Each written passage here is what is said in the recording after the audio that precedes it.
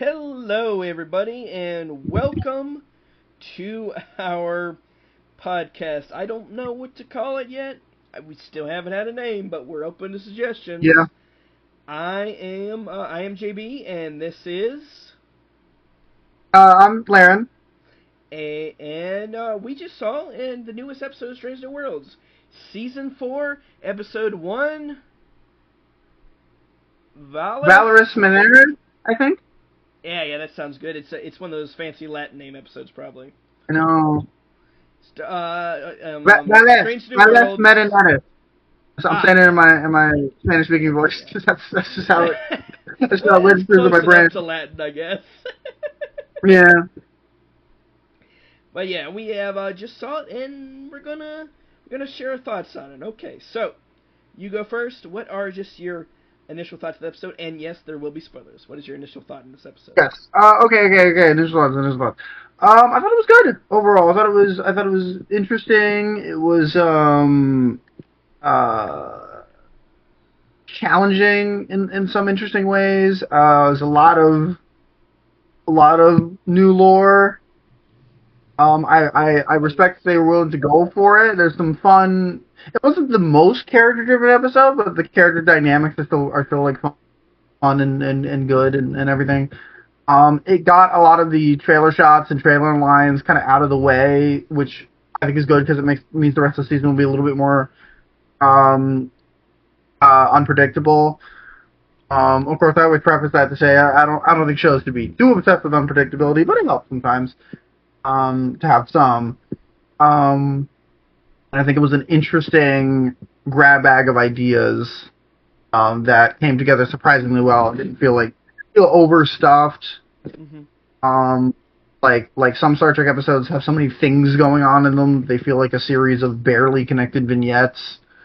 I said this earlier. It kind of reminds me of like a very good episode of Star Trek Voyager. Mm-hmm. It does. That's that kind of vibe. Yeah, it does. My thoughts. Are you finished yet?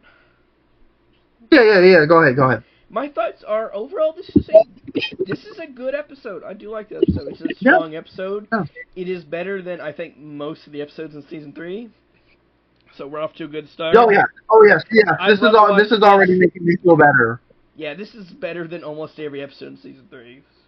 It does have some things from season 3 left over, which I think we're going to get into. They're relatively minor in how they manifest, but we'll get there. Like overall, it's a good episode. I like that it has a hard-hitting question that they don't chicken out of, a hard-hitting moral decision that I'm sure we'll come back to in a minute. Oh, yes. Yeah, overall, a good episode. I like that this new season is starting out with something very strong, and like you said, they got a lot of the trailer shots done quickly, which is good. Oh, yeah. The only thing I'm slightly disappointed about, I'm going to start to get into spoilers a little bit. This is the dinosaur episode. It's not that's not the main focus, but it is essentially the dinosaur episode. And the dinosaur episode and the dragon episode are not the same episode, so we do not get dragons versus dinosaurs, unfortunately. Right.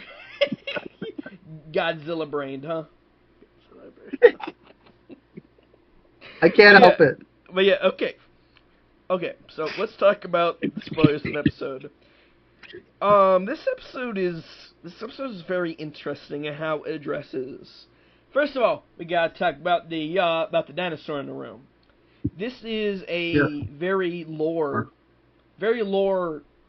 heavy episode of Strange New Worlds because it answers a lot of the questions about the lore in the Star Wars universe, especially about our own solar system. Because previously in the Star Trek universe, there was only one sentient life form in the solar system, and that was humans. And now, in this episode, we have learned that there have been 3. There are humans that came much later, Martians, and what are those the aliens called? The insectoids? The doldrum or something akin to that. They're insectoids. So now we know that there are 3 native inhabitants in our solar system. Just 2 of them are not around anymore. Right. So, what about the Martian designs? What do you think about the Martian designs? They interested me. I'm curious how they're going to because they mentioned at the very end of the episode that there are Martian descendants that are still around. And I'm curious what that means, because I did notice they do have sort of elf-like ears. They're not the same as like a Vulcan or a Romulan. They're bigger, but that could suggest something, because they have that. They're taller and said to be physically stronger than humans, like different like gravity thing on their planet, which is similar to Vulcans. Their armor, the armor and uniforms that they wear reminds me a lot of like Riemann designs. Like their body armor in Star Trek Nemesis, especially Star Trek Online, where more of them have capes. The sort of tattoo pattern on their forehead vaguely, very vaguely, kind of reminds me of like some of the I think it's like a Romulan mourning ritual, like Nero from Star Trek 09 and stuff like that. So they might be trying to suggest that these guys are proto-Vulcanoids, and that maybe the Vulcans, Romulans, Remans, and even Bentakans come from them, but they don't say it outright. Right. Which is, I think, for the best. Probably to not make too small a universe. Right. I think it's suggested that because the other two habitable planets in our solar system, that would be the planet that the Doldum, that the other species come from, the insectoids come from, and Earth are not in a really habitable space right now. So I assume after Mars was kind of in a bad way, they decided to leave the solar system, is what I'm getting here. Right, because the part of the debris from the Doldrum home planet turns out to be the asteroid that wipes out the dinosaurs. So Earth is not in a particularly good state. Not immediately after the asteroid impact. God, there's ash in the sky. It's kind of like horrifying, actually. Oh yeah. I know the implications of it's more than just the asteroid. It's all the stuff that came after the asteroid. So. Yeah, it's all the atmospheric changes. I think like a bunch of volcanoes got set off. It was a lot. Okay. There's a reason it killed the dinosaurs. Well, non-avian dinosaurs, I should say. Right. The ones that non-avian dinosaurs, like a nerd. I know. I am a nerd. I am a dinosaur nerd. I'll say things about it later. So. Okay, let's get into the dinosaur nerd stuff. What did you think of Okay, we'll do it now. Let's do it now. What do you think about the portrayal of the raptors? I don't know what species they're supposed to be. They can't like, maybe they thought that they were velociraptors, but they can't be velociraptors. They're too big. I guess it depends on what part of the planet they would have landed on. Maybe they could be like Utahraptors or Megaraptors or Deinonychus or something. I don't know. They looked almost as big as Utahraptors, maybe a little smaller. Yeah, they went for that sort of generalized modern raptor design where it's similar in its overall shape to the classic Jurassic Park design, but it's got feathers.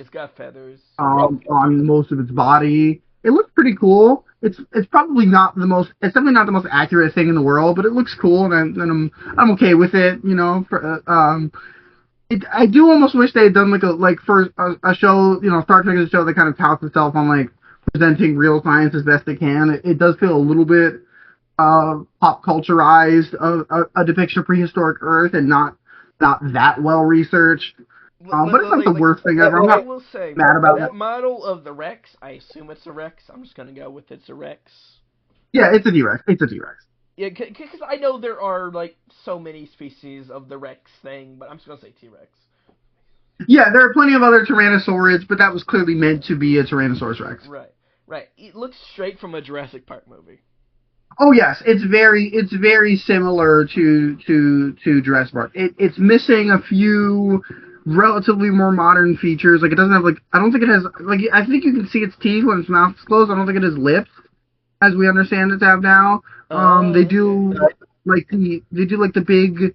I think they do like the big kaiju footsteps, which is fair enough for a TV show. But I think recently we discovered that terrifyingly T-Rex might have had sort of organic pads on its feet to sort of quiet its footsteps. Which Jesus Christ. This is a really, really minor thing, but if you're a dinosaur nerd, once you see this, you'll never unsee it.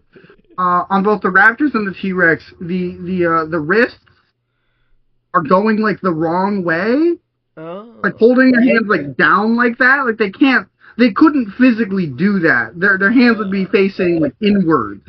Okay. You know, the claws would be pointing towards each other essentially. Yeah. So that's a pretty common mistake. That's not a big deal, but I did notice it because it's in my brain now and it won't go away.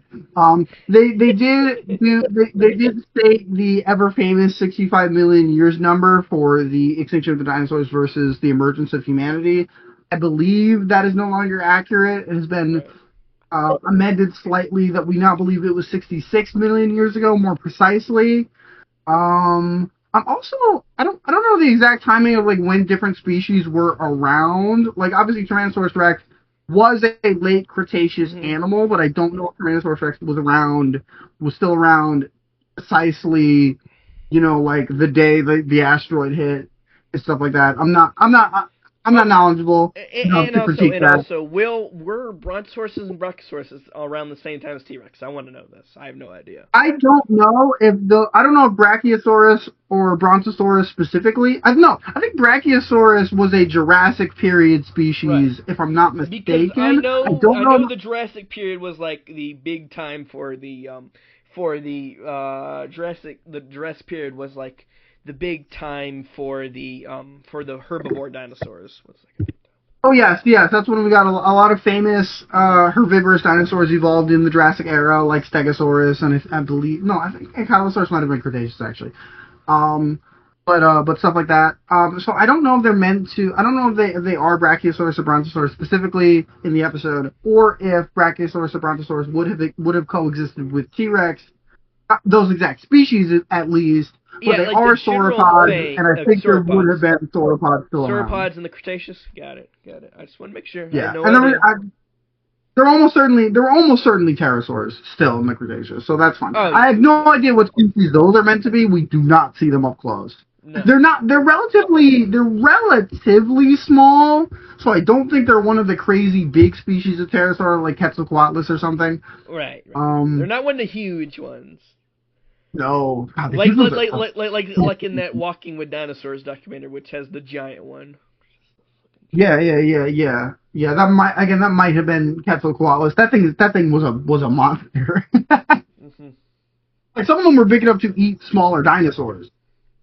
Okay, so this has been the Dinosaur Nerd Corner with Laren here. Yes. So 65 million years.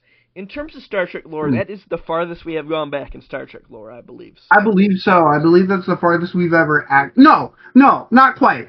No, well, maybe, because there's the bit in All Good Things where Q takes Picard back to, I think, the dawn of life on Earth. Like, the only life on Earth is, like, little amoebas and, like, some water. Okay. Well, you know, so that major lore, I guess, is the farthest. Like, that's not like a one-off during. This is so long ago. This predates the Iconians even. That's how long ago it is. Yeah, I believe it would. I believe it might even predate the in the Star Trek the animated series episode where they introduced the Gazinti. They refer to an ancient alien race referred to only euphemistically as the Slavers that are not around anymore. They seem to. They remind me a lot of like the Rakatans from Star Wars in the way that they're described. Gotcha. But we don't get a lot about them because they're only in the animated series, and I think it mentioned in that one episode. But they were like old. This might even be before them, but I'm not sure. Obviously, any of like the crazy ancient and like god being races were probably around like the Q or the prophets. Right. Okay, so this is like before Iconians, but after their progenitors, obviously. Yes, because the humanoid form exists, so yes, this would have to be after the progenitors did their thing. You see, we don't even know how far the progenitors go back in Star Trek lore because it's so unspecific about how old they are. Probably back then, it's quite vague. I'm going to be honest, they probably did that just to not upset some still young Earth creationists who still watch Star Trek for some reason. Oh, maybe, or to not get science people mad at them for getting something wrong. They get stuff wrong all the time. Like the age of Bajorans is. I've talked about this. That's The age true. of Bajorans That's as a true. Right. species is ludicrous. Right. Yeah, that's a it's a bit of a wild time frame. It's a bit more of like a Star Wars or even like Transformers way of doing time Right. frames Right. compared to like what Star Trek normally does. Right. Of course. Of course. It's still not as crazy as like Transformers time Yeah. scaling because Yeah. the Yeah. main alien species doesn't live for millions of years, but um yeah, Transformers is wild. What was I gonna say? Shit. I was gonna yeah, so because they're vague about when the progenitors would have been around, obviously in the chase, and then Discovery season 5, which centers around their technology as like the main like plot MacGuffin thing, and like Burnham meets one in the series finale. Oh. Like they're not more specific about it there either. In it, About are when they they still played by the general humanoid aliens from the chase? they've redesigned them a bit Uh, uh in Discovery to make them look a little bit more distinct from changelings. Alright, because they do give me big changing vibes with the makeup. Yes. The Discovery ones are redesigned to be a little bit more distinct, but that general idea is still kind of there. I'll show you a Right. picture later. Right. And if I know you're gonna get there, but if you and you've probably seen this from STO, like the spear maker species, the Tatarians, they look a lot like Yes, changelings too. the sphere builders. Yes, they do. Yeah. They have a similar kind of smooth look as well. And even the Tatarian from that arc reminds me of the female founder. You'll see when you get there.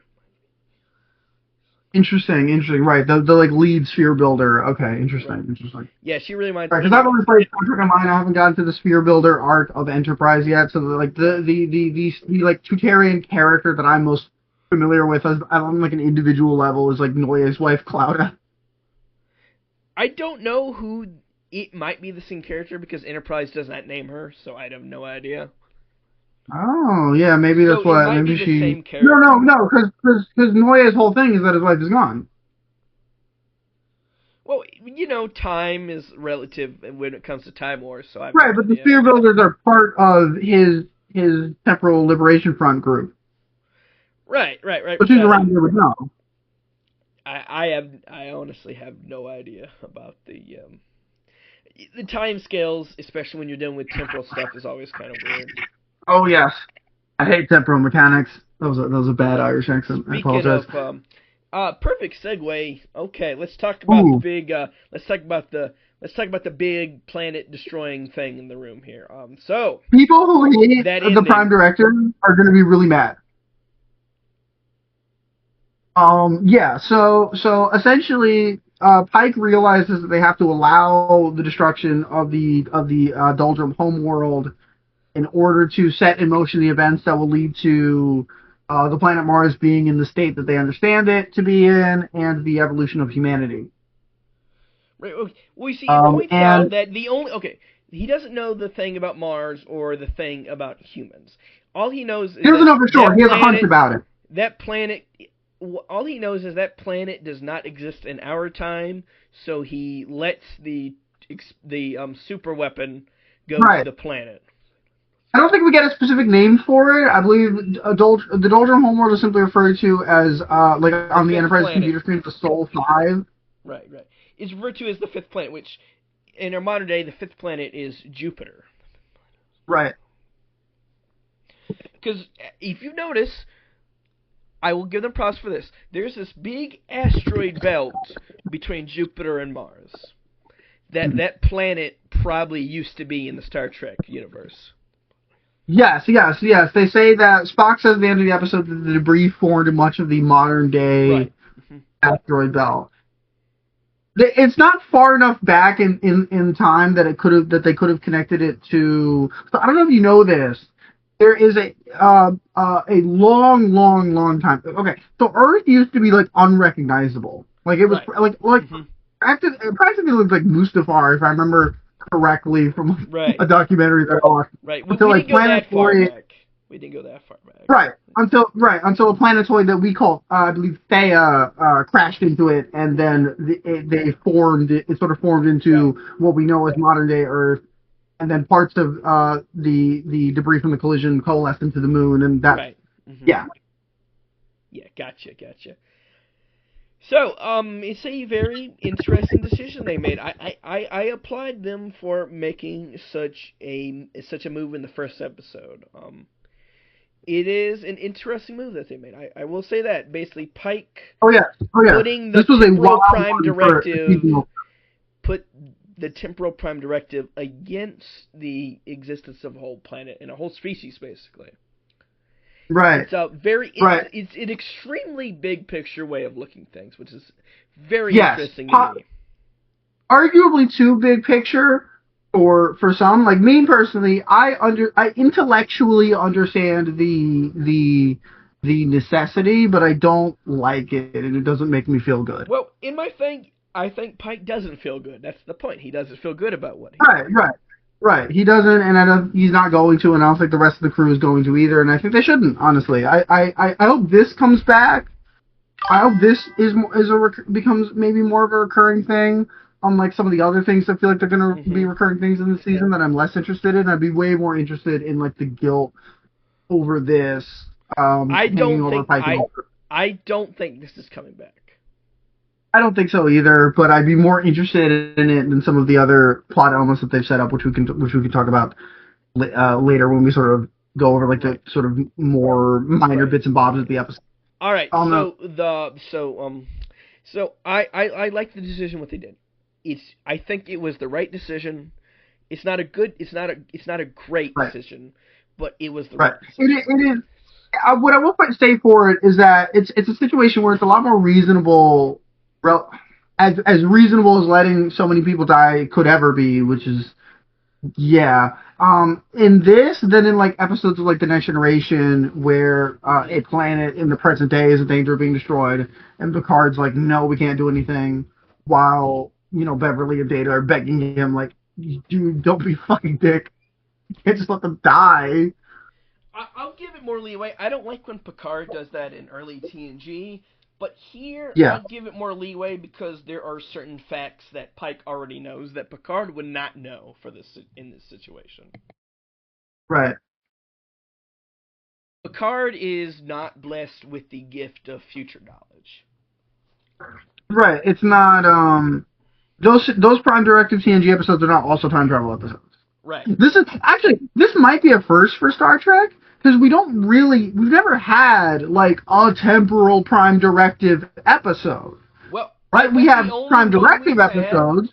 I think the only one we've really had is technically the one from TOS, I think is the one. Oh, The City on the Edge of Forever. Well, The City on the Edge of Forever, The City on the Edge of Forever, and the, Tomorrow's Yesterday? I forgot what it's called. Tomorrow is Yesterday. I forgot what that episode's called. It's the one where they pick up the Air Force captain. The one where they're really fucking bad at time travel, and then they go further back to undo everything that they did before they go forward again. Right. So and you notice all those come from TOS. Isn't that interesting? Yeah. The original series and Voyager have, like, for a long time been, like, the most time travel heavy series in the franchise. Right. DS9 deals with time as a theme a lot, but doesn't have a ton of direct time travel. It's mostly used for jokes in DS9, except for the Bell Riots thing. That's the only time where it's really a serious thing. Well, and also the one.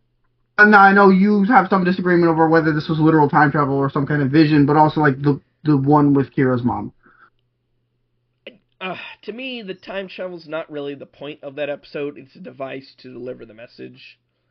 Like, certainly not. But technically, it is a use of time travel.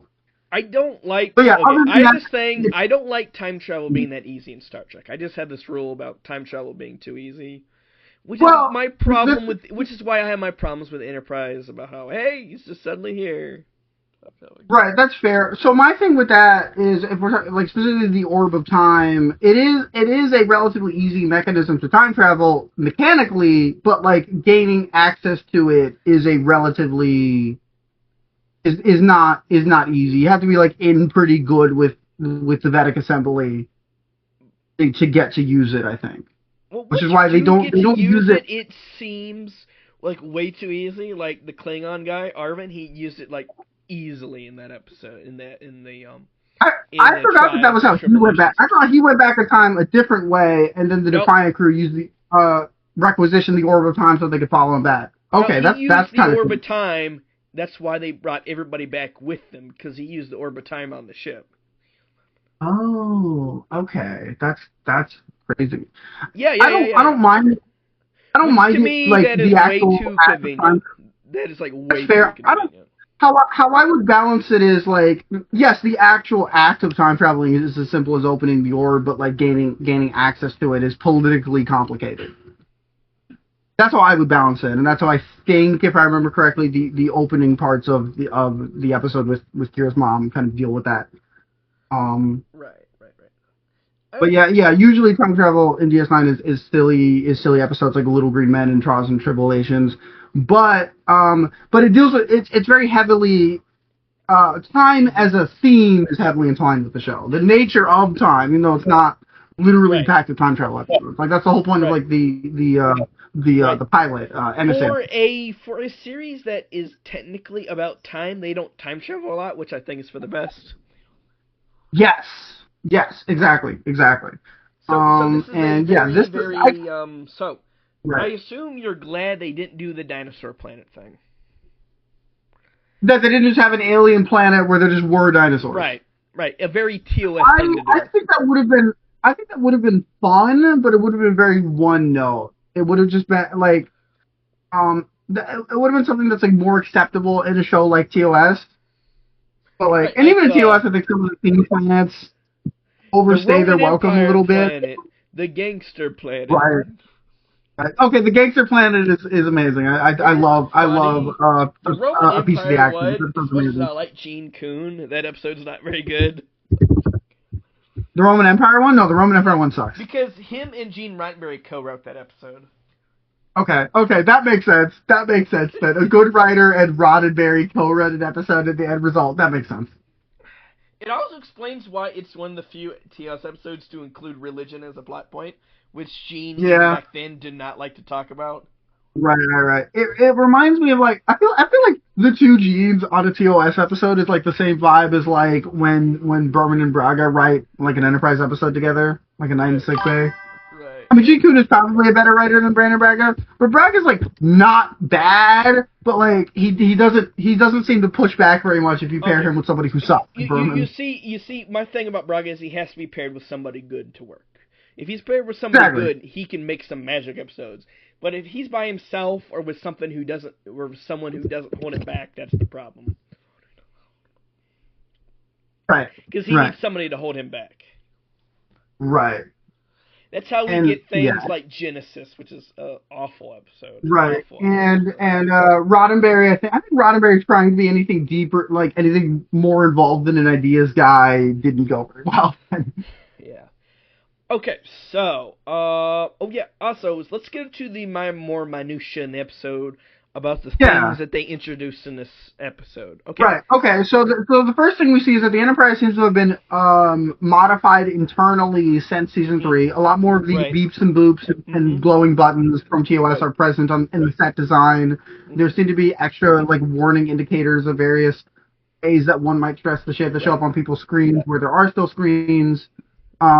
And these modifications have seemingly been installed by Scotty as an extra layer of protection for the ship and its systems, and Ortega's is not very happy about it because she's a hotshot pilot doing risky shit. I love it. I think that explains why Sulu never does maneuvers like this, because Scotty is very protective of his ship.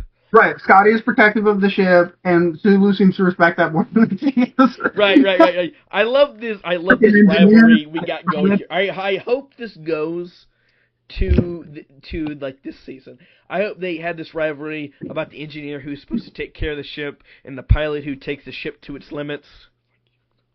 Right. I think this is fun. I think this is a fun bit of tension. It's a little bit like Strange Worlds is not like a Roddenberry's Vision. Everybody has to get along series. or anything, but there's not that much internal conflict between the crew, so this is fun. Right, I love how they, like, okay, I'm so glad they do the cliche, they run into somebody and they spill the drinks. I'm so glad they don't do the meet cute thing. Right, I like that they didn't try to set up anything romantic between them. It feels like the writers understand that the character they've created in Ortega's is obviously a lesbian, they just haven't gotten around to addressing it yet. I don't know. I think they've been trying to hint towards it. It just isn't working so far. They haven't done anything about it. It's better than old Star Trek where they would accidentally create a character who's the lesbianest lesbian you've ever seen, and that they don't notice it, so they try to put her in straight relationships all the time. That was a very frustrating element of 90s Star Trek. Also, from the weird stuff in Season 3, I think Scotty might be bi in the series. I don't know. Really felt like Kirk was flirting with him in a couple episodes. And I will say, for the record, this is better than I would say most of the episodes of Season 3. So this is a good start. Most, by far. I think the only episode of Season 3 that might be better than this is, I forget what it was called, the one with Ortega's and the Gorn stranded on the planet. That is Terrarium. Yeah, Terrarium, thank you. Okay. Gorn to me mine. The strange prequel to Arena that... Right, yeah, I think that cameo from that Metron was unnecessary. The Metron looked like... It was unnecessary. Cool. They did not need to do that. No. I appreciate that I think that Metron was played by like a non-binary actor, and I think that's cool. I will say the Metron in the original did kind of give this androgynous design on, so I guess. Yes. They were very androgynous, in a sort of similar way to like the Telosians in the Cage as well. Right. Kind of like that. Yeah, honestly, I do like this one better than Terrarium. I have my problems with Terrarium. I just think the Metron just ruins that whole episode. Right. It's like, oh, this is just an Arena again. Okay, whatever. Right. Yeah, it makes it too much like Arena. I think it should have just been about Ortega's and the Gorn and just leave it there. Okay, let's talk about something that might scare both you and me. Genetics! Oh god, genetics and Stranger Worlds talking about genetics. The worst fucking thing ever. Yeah, so La'an seems to be exhibiting greater augment traits, like super strength and whatnot, than she did before. And when she tells M'Benga and Chapel about it, M'Benga immediately asks her, and I thought he was joking. I really thought he was joking at first, but no, he's serious. He's like, okay, so do you feel like taking over the world yet? Like, what the fuck? We're still doing this? He's saying it with a straight face. He's not joking. It's not a joke. I understand that for continuity reasons, this prejudice needs to continue to exist at least until the era of DS9. Right. I get it, but it sucks.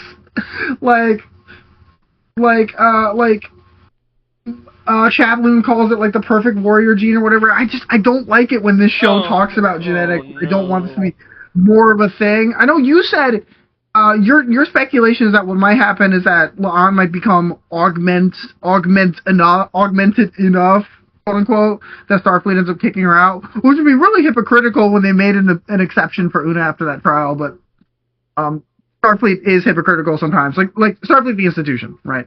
Obviously, most Starfleet crews that we see are like good people, but like Starfleet the institution can be on some bullshit sometimes. Right. It can be very much.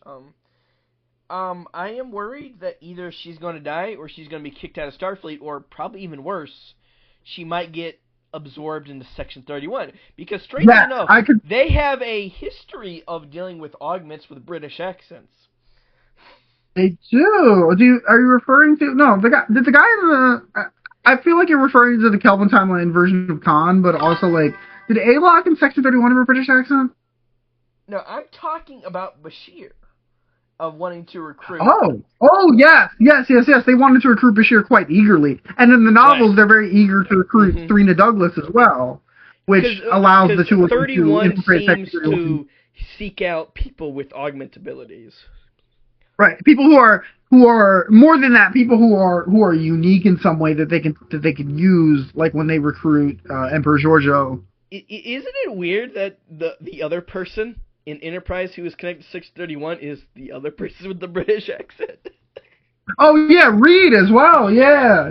He's yeah. not So an like, augment, but he is very right. military minded in that aspect. Right. Lon already has a very militant, protect the Federation mindset, and like if she gets like disillusioned with Starfleet by them kicking her out for being too augment or whatever, right. I could see that being a way that Section 31 pulls her in, and that could be a thing. She might be an important person in Section 31 to take it to more of that underground thing that it appears in the TNG era. And less of an obvious right, because there's that bit at the end of Discovery Season 2 where they do the dramatic irony of the Admiral saying that Section 31 is going to be more transparent going forward, and like we know that's a fucking lie. So maybe retroactively, Leon will be a part of that. Maybe, I don't know. We'll maybe because they like in the movie they seem to be sort of leaning towards that as well. Because in the Section 31 movie, they still have to have like a regular Starfleet like handler to make sure they don't go too far with they have to have a Rick Flag. Right. I mean, Rachel Garrett, Rick Flag, that movie. Some aspects of that movie I find kind of charming, just like on a surface level, but okay. I do think that idea and the new Vulcan. What do you think of the new Vulcan? Yes, Cadet Asha. I don't know if we're going to even see her again, to be honest. We might. I have a feeling she's going to show up again. But here's the thing. I don't know why they're introducing this. I don't know why they're introducing this character so late. Right. This is pretty late to be introduced. Especially when we know there's not going to be any other Vulcans serving on the Enterprise by TOS. Right, so I don't know where they're going with this character. Maybe she will be lore relevant. I have no idea. Maybe. But I think she could turn out to be, honestly, a one-off that they introduced to, like, give Uhura something to do in this episode, because her attitude at the end, in her final conversation with her at the Enterprise bar, feels like she's gonna leave Starfleet. Like she doesn't like it here. I guess we'll find out in the next episode. She reminds me a lot of Ensign Tuvok in Flashback from Voyager. Like that kind of obstinate refusal to sort of give some leeway for humans being humans and being annoyed at how illogical everything is. Right. Saying that he was that led him to leave Starfleet for many years until he came back much later.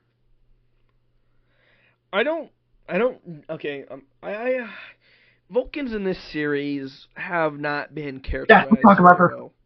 No. Aside from Spock. People complain about DS9 doing bad with Vulcans because the only major ones are antagonists, Solok and Big Mouth the Holosuite, Chulak and Field of Fire, and technically Sakana in the Maquis two-parter if you want to counter. And like, I think DS9 just doesn't put Vulcans on a pedestal like some Star Trek fans do. Right. The thing about Strange New Worlds is they feel more like Enterprise Vulcans, which famously Enterprise Vulcans were so screwed up the characterization that they had to have a retcon to try to make it good again. Yes. The problem with Enterprise is that with the Enterprise depiction of the Vulcans is that like making them kind of dicks to that level like so frequently kind of poisoned the rest of the characterization. Became a lot of how Vulcan society is depicted, even in later eras where you think they would have chilled out more. In the Kelvin Timeline movies and Discovery, especially in this show, a little bit in Lower Decks. It's a bit much. I think it's kind of become overdone at this point. The thing that makes the DS9 Vulcans fun for me is that they're outliers. Like they weren't uniformly dickheads. At the time, like there's not that many Vulcans in DS9 for them to screw them up. No. In most of the TNG era, Vulcans are like pretty integrated, like pretty like just agreeable crewmates. They don't seem to like bellyaching about having to be around humans all the time. Vulcans are just another species in the TNG era. Right, they're just around. You know, we've got Salar and Tarek in TNG, and Vorik and obviously Tuvok in Voyager. And they're all like pretty well adjusted to being around other species. And Tuvok is a pretty normal prototypical Vulcan. He's pretty normal. Right.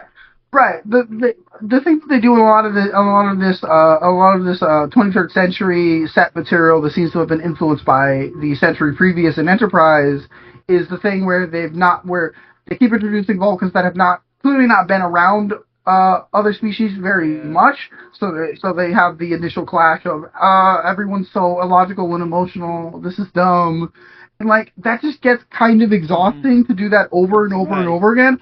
Especially when that was T'Pol's entire goddamn character arc in Enterprise. Right. Mm-hmm. Like, we've already explored that concept. I think the deepest it can be explored by way of T'Pol. Asha, she reminds me of early T'Pol, like T'Pol before she got situated. Yes, yeah, exactly. Because this is a century later. I think Vulcans would have got used to humans by now. Right. It feels. I mean, I know societal progress is not always quick, but like, it's a bit odd. Like Discovery establishing that like the logic extremists are still a thing and stuff like that. But don't get me wrong, those episodes are good. I actually really like all the extra backstory between Burnham and Sarek, fleshing out that dynamic that we get in Discovery season 2. But it is symptomatic of the Vulcans being dicks all the time. Asha feels very. Almost parody-like. She's so overbearingly, like, kind of, like, rude, know-it-all Vulcan character thing. Yeah, that can be a problem. I don't know. Right. Especially since... And it is a shame that... Especially I was just going to say, it is a shame that... Sorry, you go ahead.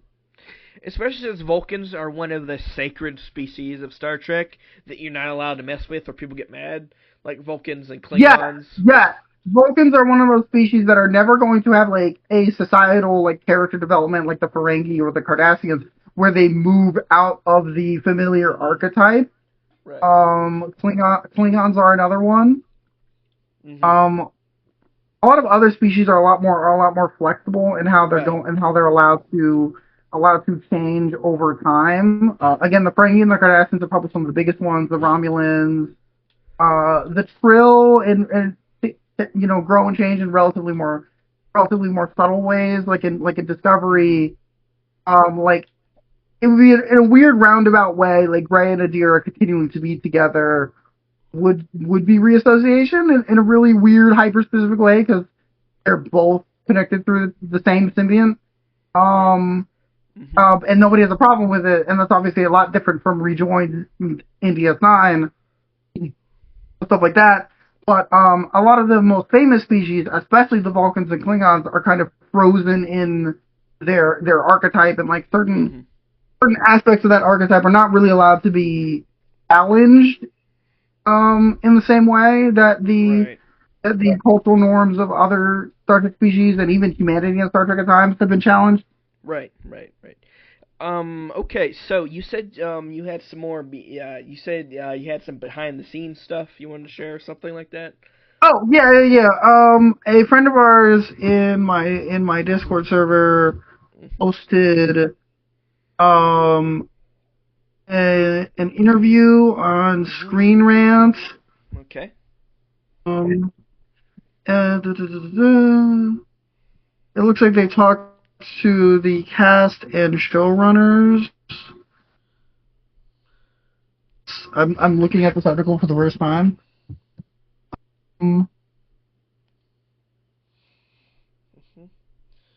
Okay. Alonzo Myers, I believe. Okay, here we go. Henry likens his and Akiva Goldsman's stewardship of Star Trek to someone handing you a really expensive old car. You get to drive across a bunch of things people wouldn't normally drive on. You get to drive super fast. You want to try things that people haven't tried. You want to try things it does well, and then you want to hand it off to the next group and hope you didn't break it. I think that is a good summary of this era of Star Trek. It has been, I think, a lot of simultaneously people doing new things with Star Trek and also people doing familiar things with Star Trek in their own way, sort of get a feel for doing Star Trek themselves. I have a feeling that means that I interpret it. This happened very often with Doctor Who when showrunners they talk this way about shows and stuff like this. I think that means that the Kurtzman era is over. I think that means definitively that the Kurtzman era is over. Oh yeah. We've had inklings of that with the end of Academy and Stranger Worlds. The as far as we know, the rejection of any pitches for future series like Star Trek United or Year One, and the taking down of.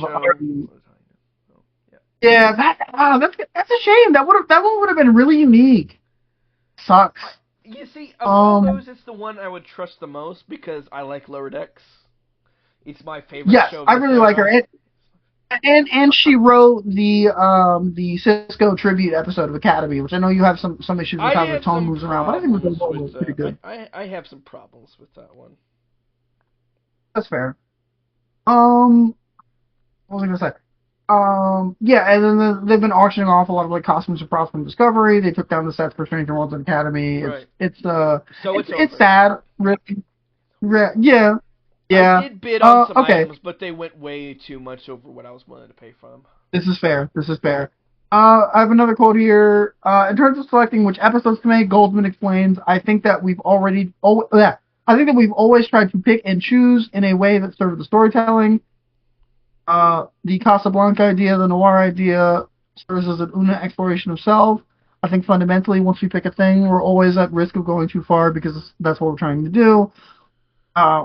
We're really trying to approach the very edge of where the genre could tell us in a Star Trek episode that might traditionally be told. That's often the trick, right? Then just don't break it. God, they're really cautious about fucking up Star Trek. I kind of feel bad for them. As much as I didn't like season 3, guys, I don't think you need to be this worried. It's okay. Well, season 3 was bad. Season 3 was bad, but season 3 is right up there with TNG season 1 and Picard season 2. Right. But I can feel how nervous the showrunners are, and I kind of feel bad for them. Because they screwed up with season 3. I like that they know that they screwed up. That's fair. Okay, so it sounds like the Casablanca episode and the Noir episode, assuming those are different episodes, right, are ones that we've not gotten yet that they're talking about. Right. We did see a noir type setting in the theme song visuals. Yeah, in the redone show. So. Right. Okay, the next quote I have here is from Though Casablanca and Noir might be the same episode because Casablanca is a noir movie. Right. Okay, so this one is from Babs Olusanmakan. I hope I got that right. The actor who plays Dr. Benga in the series. Right. Quote, this season was more about being open to a new experience and what the writers and producers were going to offer. Just being open to that and giving your thoughts here and there and trying to bring that alive as truthfully as possible. Okay, so yeah, that's what they're going for new ideas, different things. Well, that's good at least. We find the characters at the start of season 4 really burnt out. That's talked about, and they're kind of worked to the bone. Of course, when work is stressful, frustrations with your coworkers are really going to come to a head. Okay, so this is about the dynamic between Ortega's and Scotty. Right. It sounds like. Mm-hmm.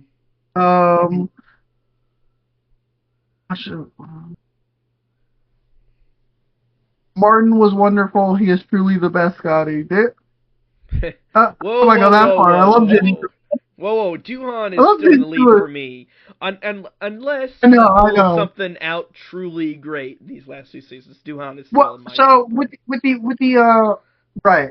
I wanted to say with the description of it being burnt out, I don't think Asha is going to be this, but with the crew feeling burnt out at the start of the season after everything they dealt with in season 3, I wonder if they're going to introduce a new character, as sort of like a bright spark to sort of help the crew get back to their old selves. Because the reason I'm saying that is because I'm sort of reminded of season 7 of Deep Space Nine, where the crew, the main character, right, the main characters that we had so far were really burnt out, really clearly tired from their ordeals. Cisco didn't know what to do. and then at the right moment, in comes Ezri Dax as this sort of new spark, and then that kind of my problem is I think it brightens might be things up a bit. too late for them to plan to introduce a character. Esri was out of necessity. It wasn't an intentional writing choice. That's true. That's true. And they made that work. I love her so much. But it was definitely out of necessity. But I think it's too late in the show to introduce a character to purposefully do that. That's fair. Unless it was maybe unless it was a TOS character that they don't technically have to do all the legwork to introduce. I don't think they're going to do a TOS character because we already know that both McCoy and Sulu are not coming to season 5. Oh, that's right. So you're correct. My mistake. And it's way too early in the timeline for Chekhov. Obviously, he's too young. Obviously, way too early. I'm doing that. I don't know. Unless they make Sam this character, I don't know. Right. This is from Martin Quinn, the actor who plays Scotty. About Melissa Navia. Melissa is just amazing and just so fun to play opposite. Navia says similarly, Martin was just wonderful. The Scotty quote from earlier.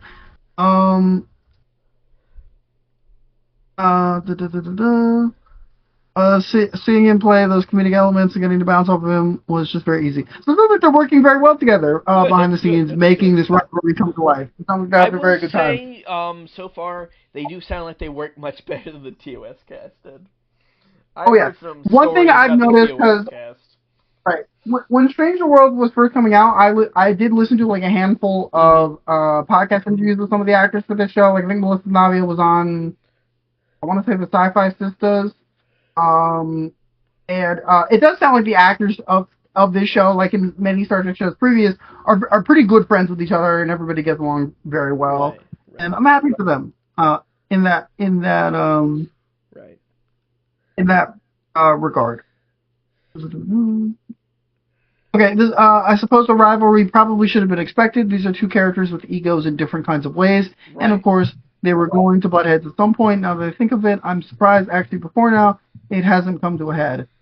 That's from Martin Quinn as well.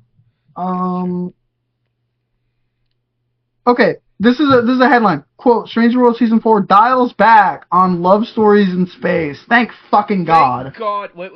What is this from? This is from the same Screen Rant article. This is like a different section. Are we done with the love triangle stuff? Does this mean we're done with the love triangle stuff?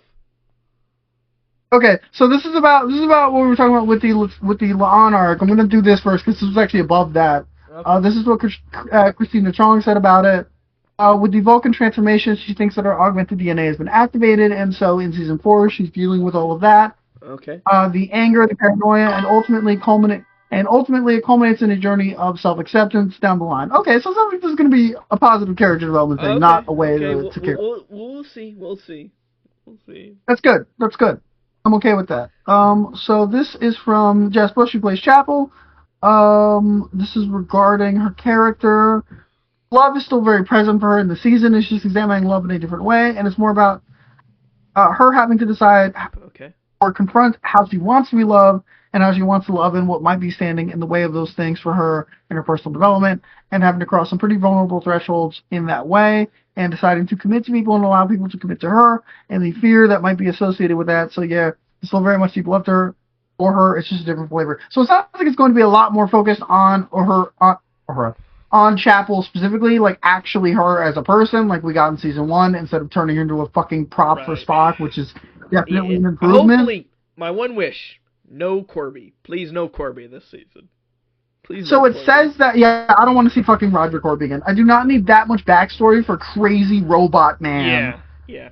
All he'll ever be to me. The robosexual man. Like, I get the idea of trying to add more tragedy to, like, him betraying Chapel in that episode, but that episode is also really fucking wacky. Yeah. So, like, I don't think we need to add that much, like, gravitas and build-up to it. Right. Okay, so this is a quote regarding the romance stuff. Love in Outer Space was an apt description of Star Trek Strange New Worlds, especially in Season 3, coined by the showrunners. Right. However, Season 4 noticeably dials back on romances, at least in the first 6 episodes seen by Screen Rant. Okay, so the Screen Rant people have seen of the first 6 episodes. I imagine other media people connected to Star Trek have probably also seen the first 6 episodes. Like I know YouTuber Jessie Gender, I know she gets early screeners, so he's probably seen the first 6 episodes. Cool. I'll probably watch a review of this at some point. Her episode reviews are usually pretty insightful and succinct.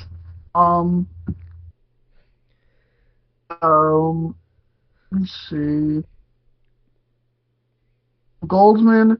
Now we get towards the more adult versions of the characters that settles in season 4. Doesn't mean there aren't surprises coming, but the issues we deal with become different, more nuanced, older, and then finally we're trying to do with our last season is something very different than who do we fall in love with. It's how do we say goodbye. Okay, so it seems like the reason that the characters in the previous season could act kind of juvenile in some ways is because the writers did kind of think of them as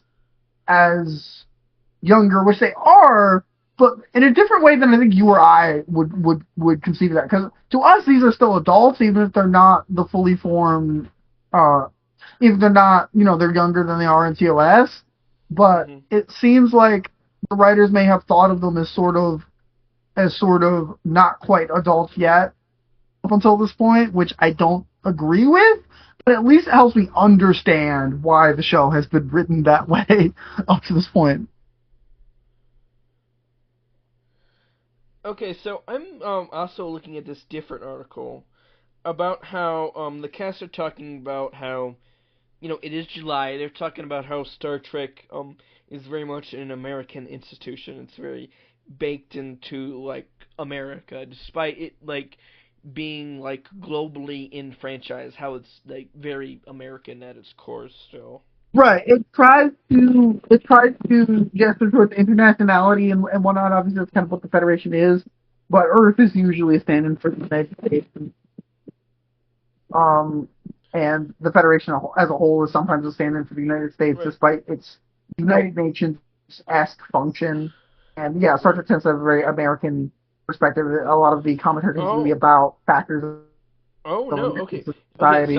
Okay. Apparently, there is going to be a shore leave type episode where the crew lets loose, and apparently Una's going to sing a Klingon rendition of Total Eclipse of the Heart in one of these episodes. That sounds really dumb. That might be fun, but it sounds dumb. I hope it's not another. I mean, shore leave is a dumb episode. Please don't be another. Yeah, it does sound like a gimmick episode. Right. I appreciate that they're going for TOS a little bit more specifically instead of doing like an almost WandaVision without the meta stuff like old TV in general thing that they've kind of done in the past. So we're going to see Rebecca Remain singing Klingon. Oh no. That could be very funny. Shore Leave is a dumb fun episode of TOS and like a version of that for Strange Worlds. I'm not entirely opposed to on principle. I think it could be fun. But as Strange Worlds has a lot of gimmicky episodes and a lot of comedic episodes, to the point where it's become a little bit overbearing, I think, for both of us, especially in seasons 2 and 3 more so than 2. So yeah, I am cautious, just as I am also going back to the discussion with Cadet Oscar, continuously cautious about how the show will write Vulcans. I have a quote from Anson Mount about Pike and how the ending of last season affects his character. Quote, the experience of being given this gift of a complete life alleviates him of all these questions about how he's going to spend his final days or how he's going to suck the marrow out of them.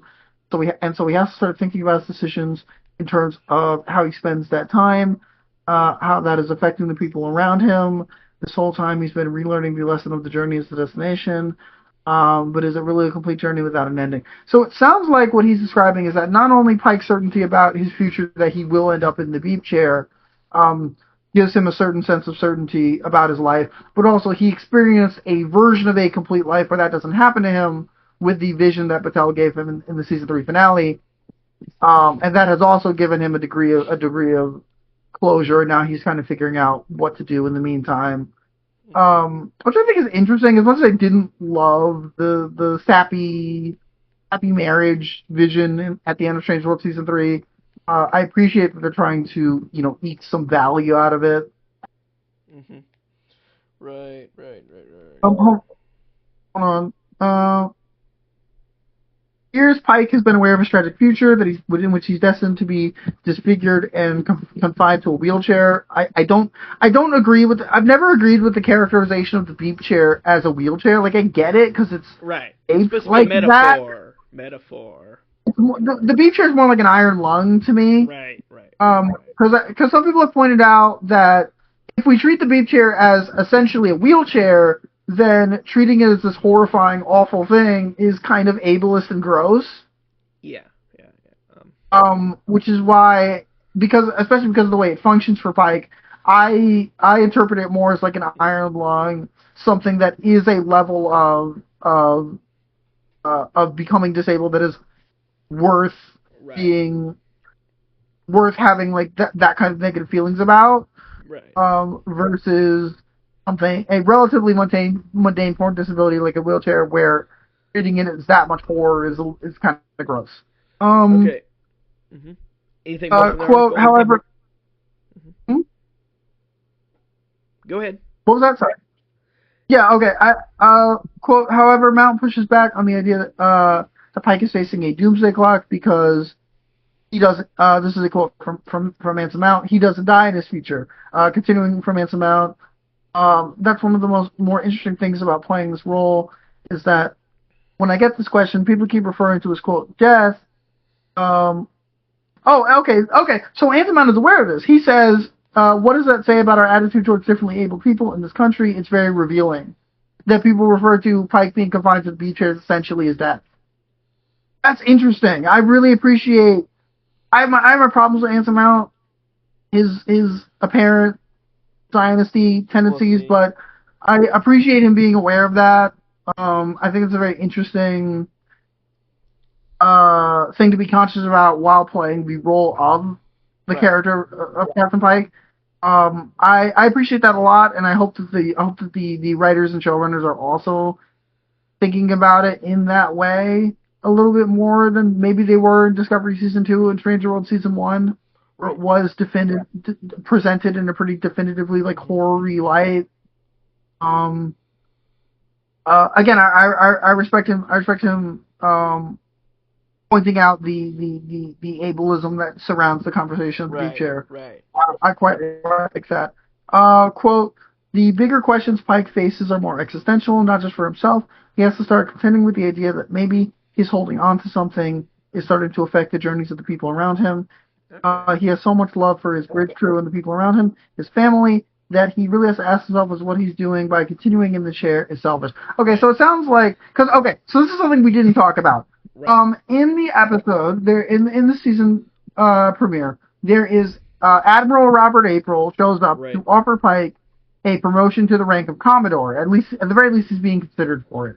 Right. And this would, of course, take him off of Enterprise, because outside of like very special cases, like Decker keeping the Constellation, like you don't stay in a Starship role when you get become a Commodore in Starfleet. Well, Commodore is a very interesting rank in Starfleet, because a Commodore in the Navy is technically somebody who is in charge of 2 or more ships, but less than an admiral. Right, yeah. Star Trek seems to treat it as a higher command role of some kind, relatively administrative in nature. That is, still less than an admiral. Like, from my understanding of Star Trek's command structure, I believe how it works is there's captain, and then there's Commodore, and then I guess fleet captain's kind of a specialty thing in certain cases. But like, then there's Commodore, and then you get rear admiral, lower half. Right. That the shows never really dive into. Right, the shows don't show it a lot. Like, you'll see the different, they're not stars, but I'm going to call them stars for frame of reference. Like, you'll see, like, different number of stars on admirals' collars and stuff, but it's usually not called attention to. The characters are referred to as just admiral a lot of the time. Yeah, the only time I think they really call attention to it is that Janeway is explicitly cited as a vice admiral multiple times, so where you could Vice Admiral is very interesting, because in the Admiralty, a Vice Admiral is very much middle management in the Admiralty. Yes, and we see that in Star Trek Prodigy, where Janeway is commanding, a handful of different Starfleet missions and operations, but she still has to answer to Admiral Jellicoe, who is above her. Right. Yeah, the Vice Admiralty is above the Rear Admirals, but below the full Admirals. That's usually how they go. I believe a Rear Admiral is what Riker becomes eventually, right. like by the time we see him in like Picard, and also what he becomes in the novels, and then like also I believe Tuvok is one in Star Trek Online. Right. It's like you don't get to make all the decisions yet, but you don't get to be out in the field more like the Rear Admirals do. The Rear Admirals are still more field-based than the Upper Admirals. Right. You're more commanding broader missions and like fleet deployments at that point. Which is why he's like, of course they stuck Janeway in middle management to get her out of the way of everything.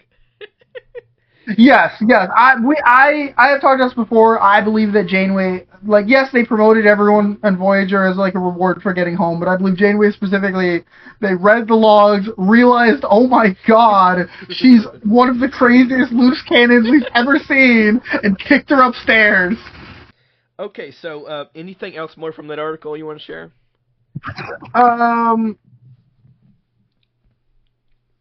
Oh, so the thing that I was extrapolating with is that Ike is offered the promotion to Commodore, and he's given basically the duration of the length of the episode to think about it. Right. And at the end, he ultimately declines. He chooses to remain captain of the Enterprise, and but he refers April to Una to give her a promotion from lieutenant commander to full commander, which has been even in this series, even in just this series, I think has been a very long time coming. I honestly thought she was promoted to commander already.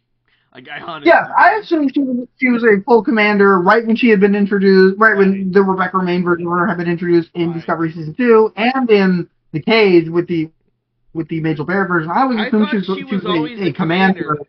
But that's because they never refer to her rank in The Cage. She's always just number 2 or number 1. Right, the number 1 nickname. Right, but apparently she's one of those cases where you can be a first officer at lieutenant commander in Starfleet. Well, at least they're not pulling a first officer at lieutenant thing. Right, or I was gonna say, or like equivalent. There's also like obviously equivalent ranks. Like I think to use Kira as an example. Like I think a major in the Bajor militia is closer to a Starfleet lieutenant commander. Right. Than a commander. Well, to be fair, because the Bajor militia does this weird thing where they skip a rank. Because the Bajor militia mostly has the same rank system as like the Marines or the Army in the United States, but for some reason they skip a rank. They skip lieutenant colonel and go straight from major to colonel, which is weird.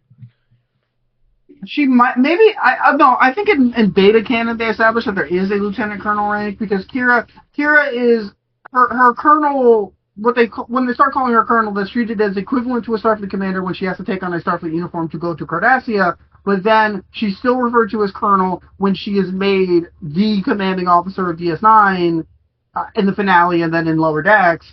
Well, so I colonel is the Air Force a colonel is also the Air Force equivalent of captain. It's very weird. So I think they just.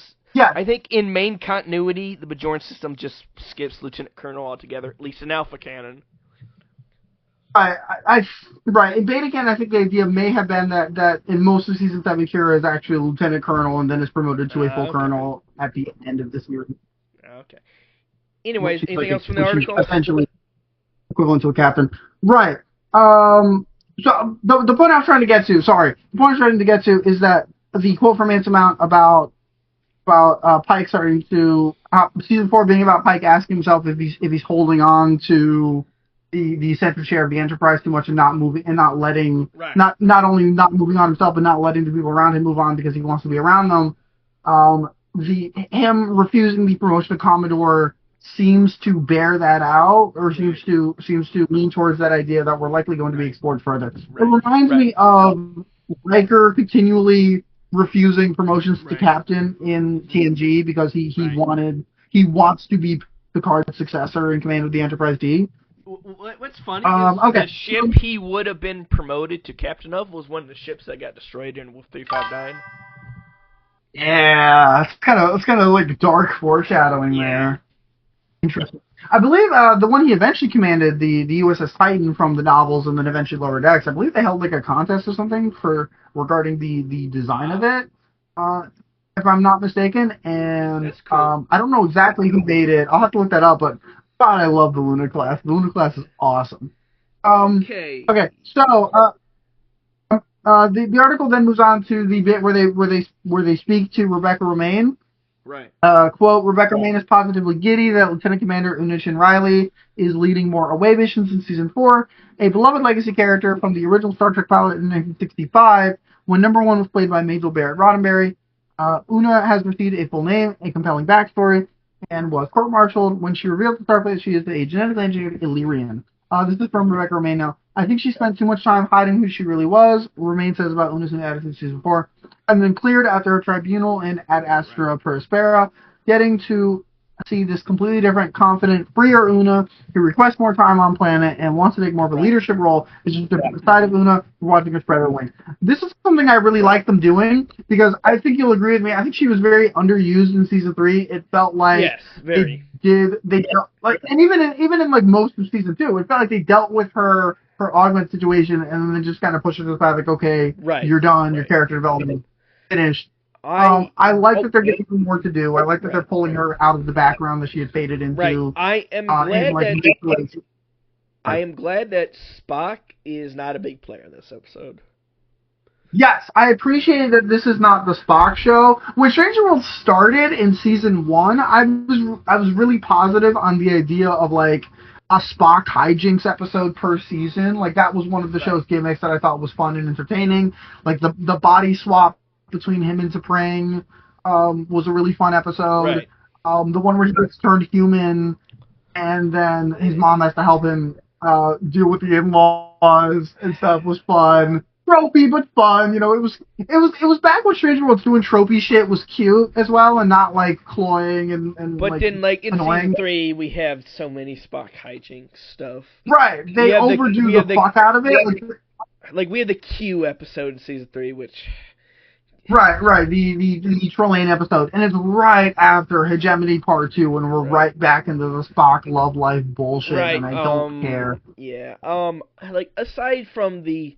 I think they're clearly doing a Peter David homage. Besides that, I'm just not a fan of that episode. Besides the Peter David homage. Yeah. I know you. I'm familiar. Where on principle, I don't really. I think the idea of Trelane being a Q is kind of small universe syndrome. But since the idea was conceived by Peter David and he had died recently, I'm okay with it being integrated into canon. That rock species is also part of his legacy. Yes, the Brickar, as represented by Zach Tabron in the New Frontier novels, and more prominently Rock Talk in Star Trek Prodigy. This is the screenwriter writer again. Una has been the finest first officer in Starfleet for many years. You're gonna start fan debates, but of course. Yeah, you're gonna start fan debates. She doesn't know that her future will not involve taking over the USS Enterprise from Captain Pike, nor will she remain Captain Kirk's #1 when the ship becomes his. Romaine is coy about Stranger World Season 4, asking the brutal question of whether #1 wants to be captain of the Enterprise. This is a quote from Rebecca Romaine. I would say she's got an eye on more and more leadership. I think she's really enjoying being in command, and we're going to enjoy that side of her for Season 4. So maybe she will get to the Commodore outcome from like some of the novels, right? Maybe she'll get to there eventually. Yes, because in the novels, Una is promoted to captain, and she ends up taking command of another Constitution-class ship, the USS Yorktown, which she retains even after she's been promoted to Commodore. Maybe that's what they're building to. I think that's what they're going to go with. I think because they already borrowed the Illyrian thing from Beta Canon, so I think they're going to go with the idea of her taking command of the Yorktown. It's another Constitution-class ship. It'll feel significant. It's the only original recipe Constitution-class ship that survives because we know that the Yorktown. The Yorktown is significant because that was originally the name for the Enterprise. Right.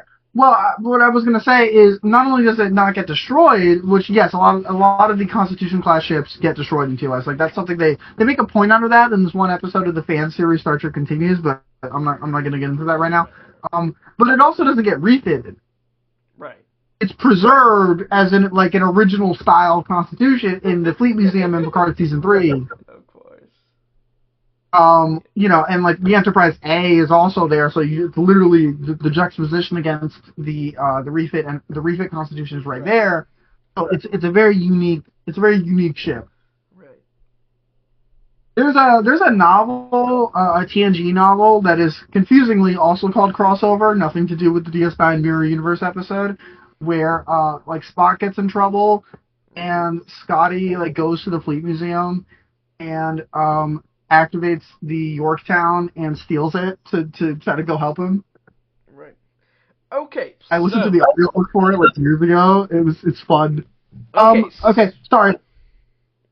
The Screen Rant article then moves on to the Kirk and Spock related section of it. Quote: Kirk and Spock will grow as individuals and deal with family issues. Stranger Worlds will continue to build the friendship between Lieutenant Commander Spock and Lieutenant Spock and Lieutenant Commander James T. Kirk. The defining bromance of Star Trek. No one sees it as a bromance. Shut up. They're downplaying. No one has ever described their relationship as a bromance. People think they either have a really close friendship, or they see them romantically. No one has ever described their relationship as a bromance ever. I'm gonna skip ahead a little bit. Right, you skip ahead a little bit. Let's get past this part. In fact, Ethan Peck says there isn't an aspect of Spock he wishes he could have explored. I mean, no, I think they were far more ambitious than I was in terms of exploring new aspects of the character. They threw him in so many crazy different genres and situations. They had him singing, they had him dancing, they got him talking. They got him talking to and kissing puppets. Spock gonna kiss a puppet in the Muppet episode? That's hilarious. Gosh. It's truly far beyond what I could have expected and hoped for, quite frankly. And quite frankly, would have chosen for myself, because I found myself in so many situations where I didn't really know how I was going to make it work, how I was going to keep it Spocky and cute.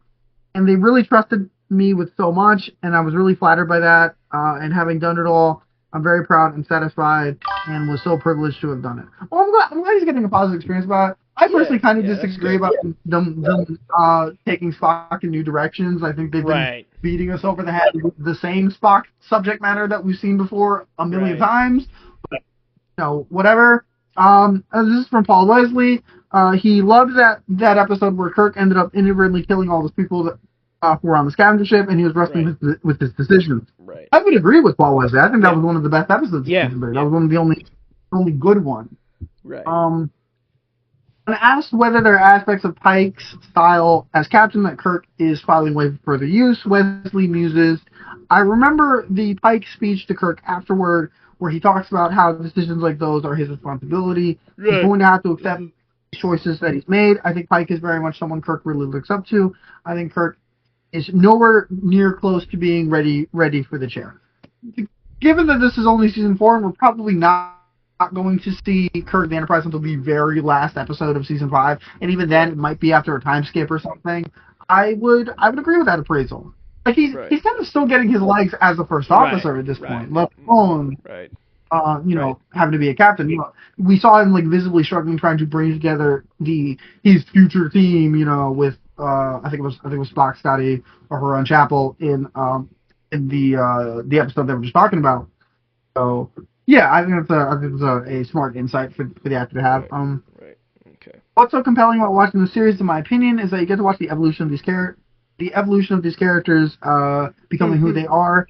And is so good at playing Captain Pike, and even me as an actor, I learned from him. He has a sort of stoicism, but also a charm that I think is very compelling. I try to look and go, gosh, how can I emulate that in some capacity as Captain eventually? That's really cute. That reminds me a lot of how Terry Farrell will talk about Avery Brooks. I think it's great, but I do have to disagree. I think Pike is one of the least stoic captains.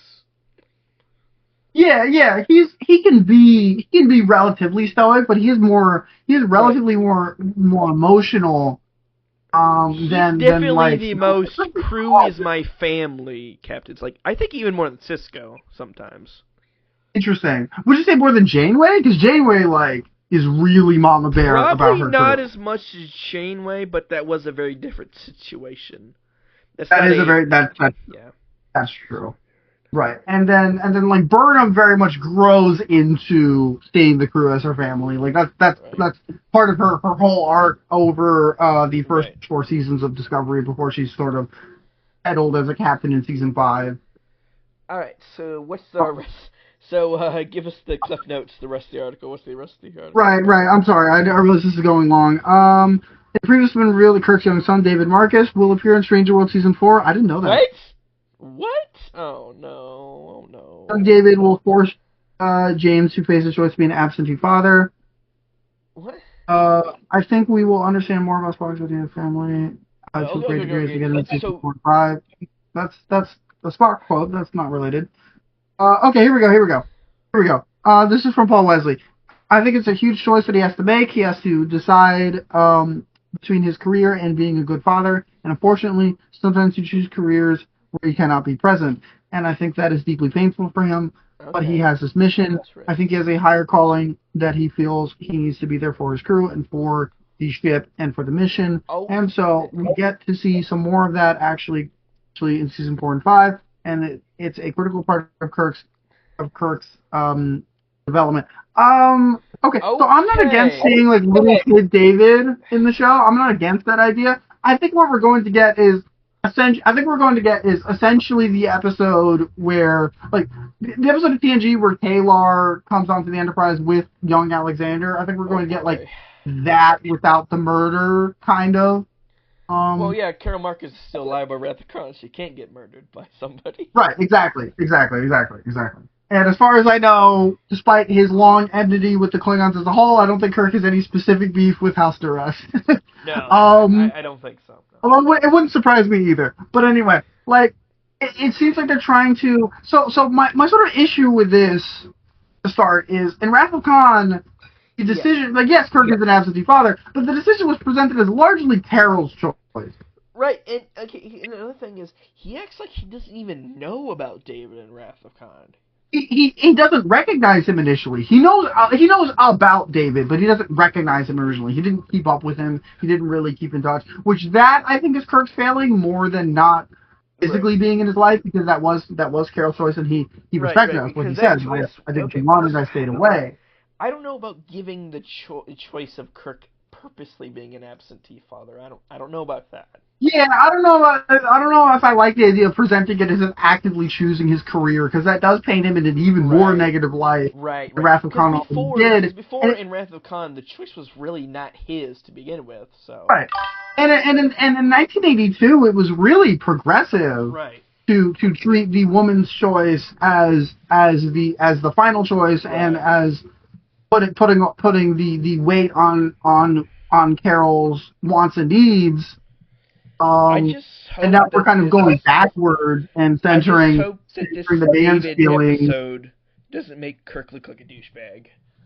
I agree. The other like trepidation is like, this is not the same thing, but it kind of reminds me of like when you have a story like about a woman who wants an abortion, and then they do the like, but doesn't the man get a say? And like, it kind of reminds me of like that kind of vibe, and I don't like that.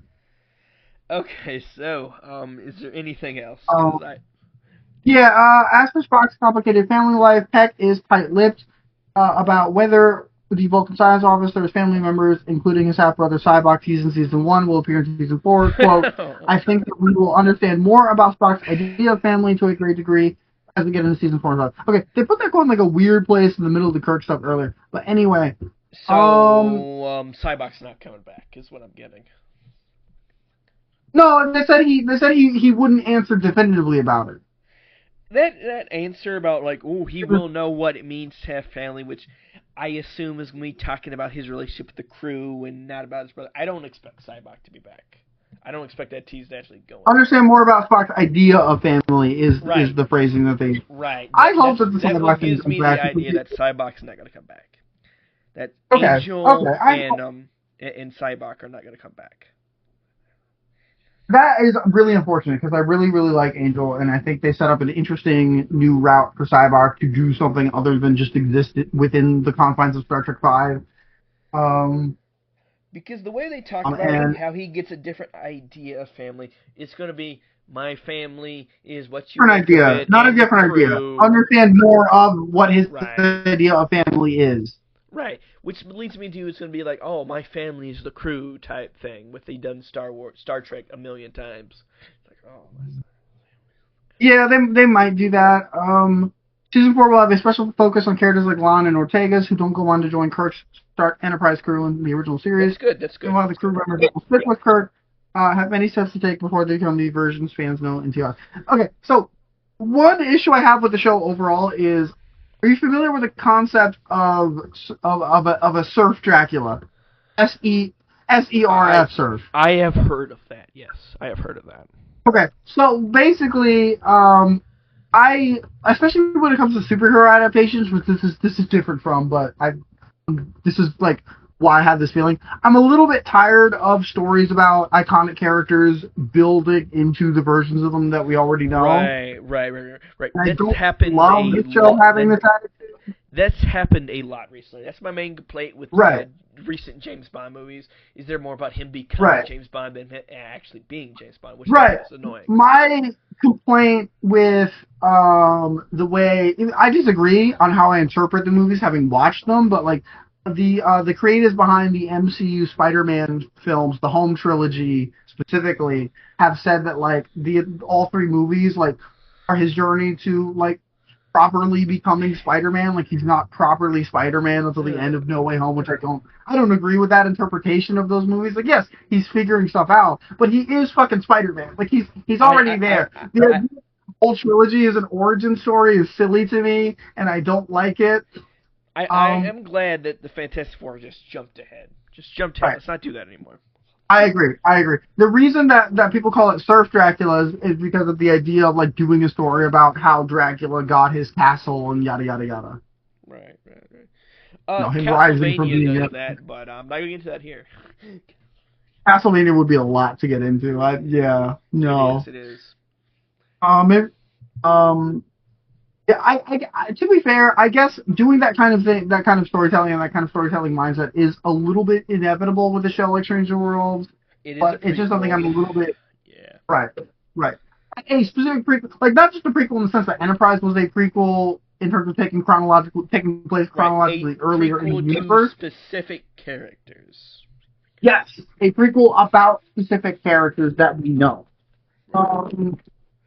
And so it is kind of inevitable, but it is something I'm a little bit sick of. I hope they don't labor it too much, because I do think sometimes they can slip into that a little bit. But but yeah, this is from this is from Babs again regarding M'Benga. I think he's trying to. This is him murdering the Klingon war criminal. I think he's trying to run away from that. He is trying to drive his soul away from that aspect, from that part of him, that part of his experience. He's trying to look forward in the best way possible. I agree. I think that's something we've seen with M'Benga's character, especially in season 2. That he's trying to move away from the part of himself that is a killer and embrace something. I still expect him to get reprimanded in some way for that. Like he's not going because we know he has to be bumped down from being chief medical officer at some point. Right. He'll still be a doctor on the Enterprise, but he won't be chief medical officer by the time TOS, because obviously that's McCoy. I do think that guy be in season 5. Right. I do think that other doctor from where No Man Has Gone Before, or maybe Corporate Maneuver, one of those like early production timeline episodes, like that other guy, when they have Kirk and Spock. I think they just may snap him out of the series entirely. Yeah, I think he's been retconned out of existence completely, just like I think the Doctor from the Cage has been kind of retconned out of existence by this version of M'Benga. I don't think he's been retconned out completely. I just think he just shows up for the Cage and nothing else. Yeah, I think they're just never going to bring him up. It's just like the way that they talk about Pike and M'Benga having been friends for such a long time feels like that guy does not exist anymore, but who knows? But the guy from the Corbin Maneuver, I think he's just snapped out of existence now. Yeah. So I think, so it does sound like they're going to continue the arc that M'Benga has been on in the series up to this point. I hope they do a better job, because season 3 had one episode about it. It remodeled it a bit. It was the one, the Kin 40 episode. Right. Passage to Kin 4. It was not very good. I think it was alright, but yeah, Pike underreacted to learning that His best friend is a cold-blooded murderer. Right. And granted, yes, the guy was a war criminal, fine, but like, it's still something that should logically have consequences. Right. It should. It should have some consequences. Right. Like to use a comparison, because I think they have a similar arc of trying to move away from trying to prove to themselves that they are not a violent person. It reminds me a lot of Kira in DS9, and like, if she had, as much as I would completely agree with her, if she had just up and shot Dukat in the head in an episode, obviously that would have had consequences. Obviously. As much as I would think she's right as an audience member, and I think that Klingon war criminal guy didn't come across super sincere about changing. He lied about various things. He was a piece of shit. I'm not necessarily mad at him bang up for killing him, but it is something that should naturally have consequences. And season 3 doesn't really do that, at least not in terms of like Pike having a problem with it. Right. So, but it seems like that's something that might come back later. Okay, this is from Martin Quick about Scotty again. I found it hard to fathom. If this ship doesn't work, we all die. Huge idea. And it really felt like our Titanic moment, whereas Pelia kind of takes a backseat so that Scotty has to kind of step up. It's one of the lessons that he ends up learning, and he slowly becomes closer and closer to that Scotty that we all know and love, the miracle worker. Pelia is barely in this episode. She was barely in this episode.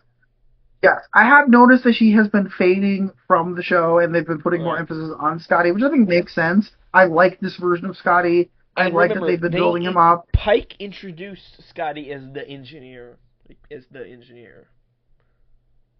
Right. To the other captain. And they may not want to. Oh, yeah, he did say chief engineer. So yeah, that might be his job now. Pele might be an advisor now. They also may not want to have to like push Carol Kane too much, like physically. Right.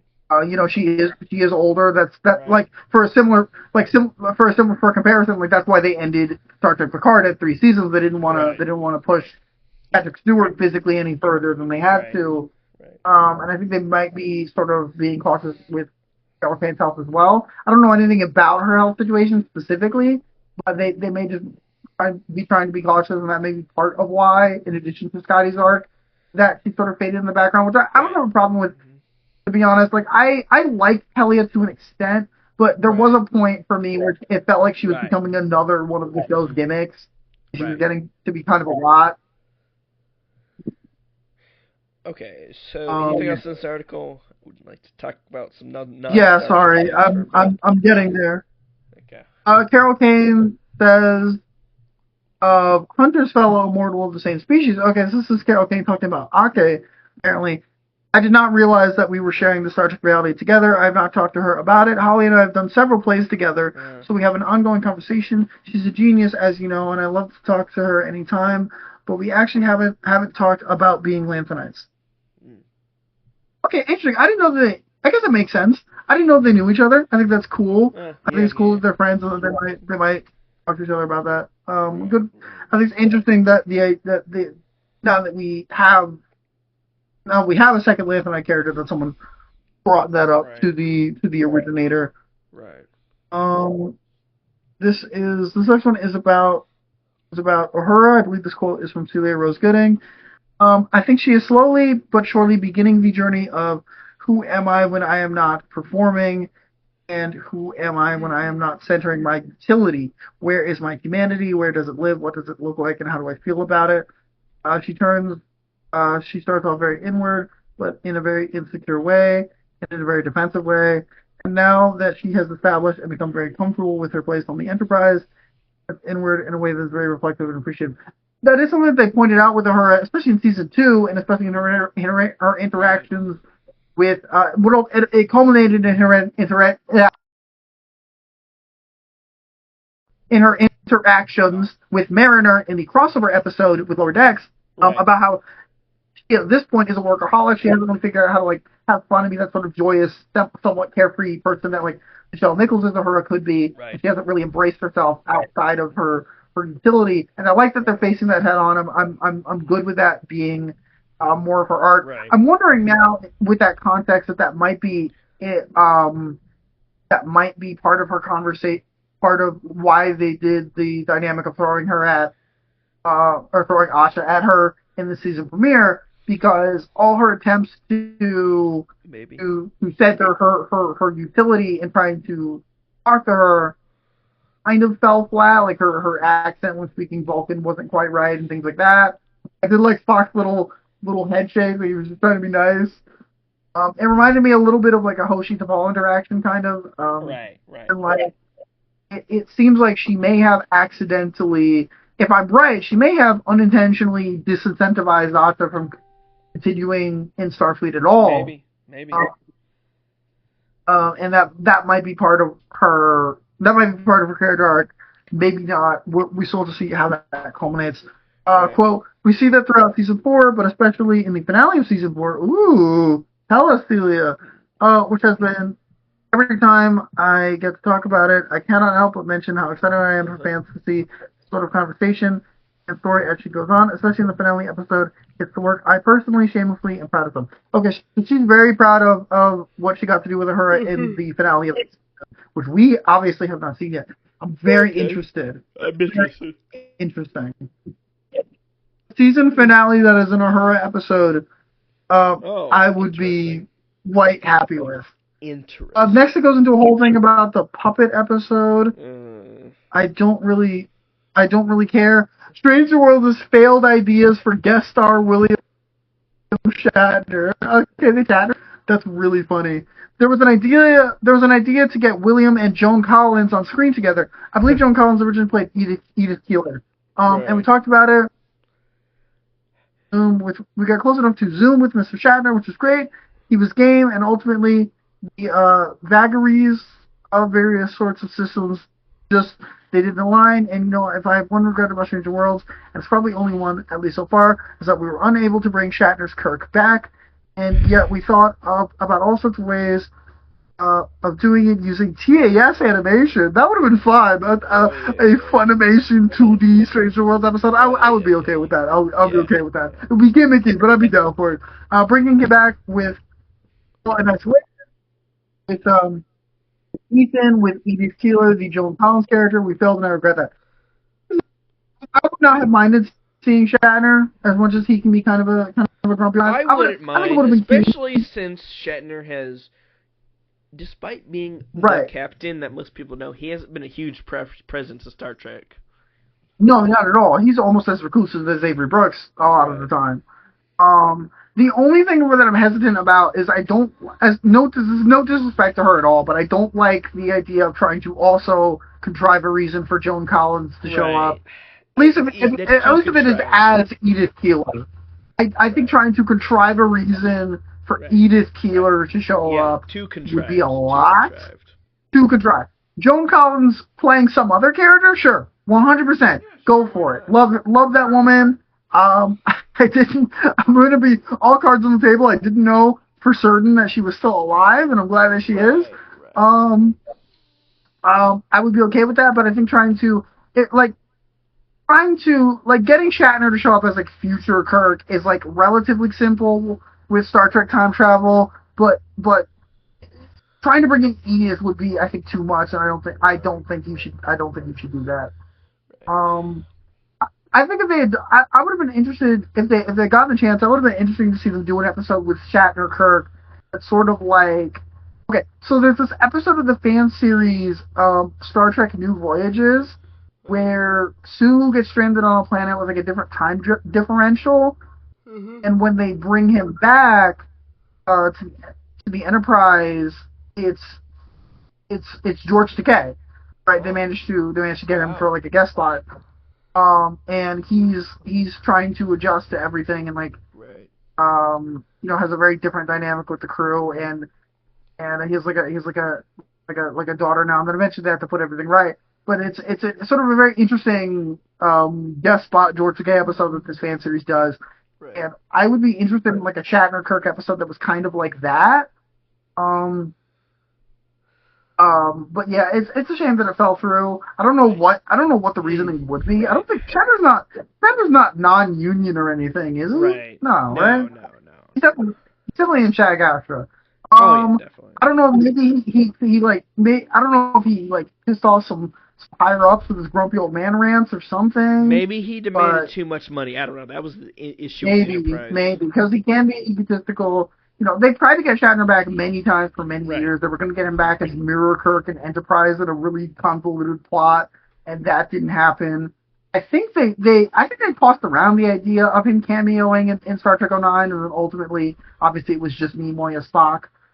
And they wanted him in Lower Decks. They couldn't get him, and they used and you can tell they kind of lampshade that because they have Takei in the stable thing. Right, and Boimler says Captain Sulu even better. Get him! All right. So let's see. Final season. Hopes for Trick Year 1. Oh, guys. That's not gonna happen. That's not gonna happen. I feel bad. I didn't want Year 1 because it sounded very like a very dull nostalgia baiting premise, but I feel bad for them at the same time. They're not gonna get it. The set is gone, and unless they're gonna build another set just for Year 1. What I'm about to say.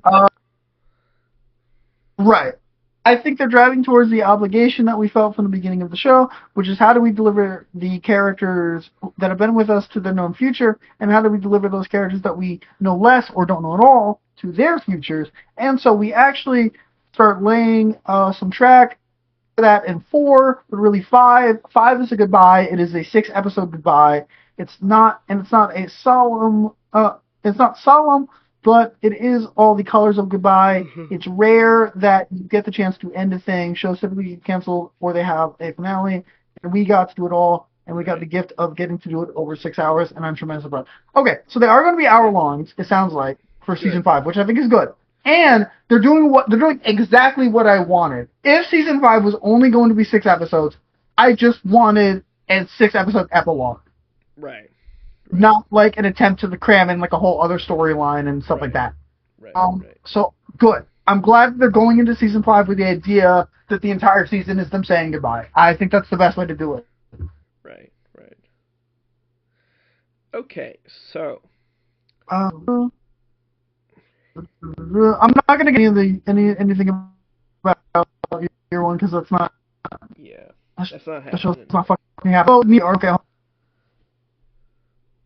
Oh, okay. Goldman says when it comes to the TOS callback, he's proudest of. The answer to your question for me is all in Season 5. Okay, so the TOS callback in Season 5 that Akira Goldman is especially proud that they got to put in there. Right. So that'll be interesting. We'll see what that is. Yeah. It'll be something cool and not something like overly nostalgia baiting and annoying. Okay, so anything else before I move on to some other stuff? No, the article's done. We can move on. Okay. So let's talk about some non-Star Trek stuff.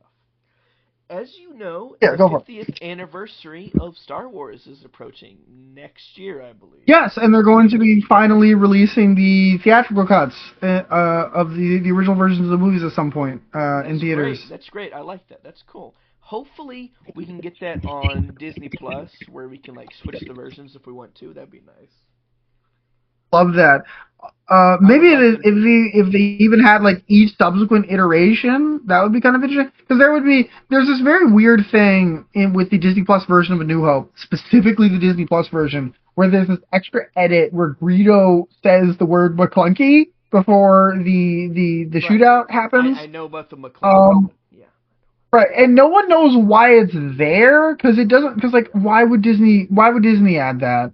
My theory is that George Lucas might have been thinking about yet another special edition release, and he gave them the latest edit of the movie that he had when he sold the franchise. Maybe I'm wrong. Maybe that's completely off and not even how that works. But that's seen the McClunky edit. Yeah, I've seen that edit. Yeah. I thought it was weird back then. So I'm glad. Hopefully this means both can coexist. We can see both. That'd be great. Mm. Because I am all for both edits coexisting. Yeah, absolutely, absolutely. My biggest problem with the special editions has been the lack of availability of the theatrical versions across many years because of the way Lucas wanted to handle the franchise when he owned it. I don't have a problem with them existing. It's more about him trying to erase the originals. Right.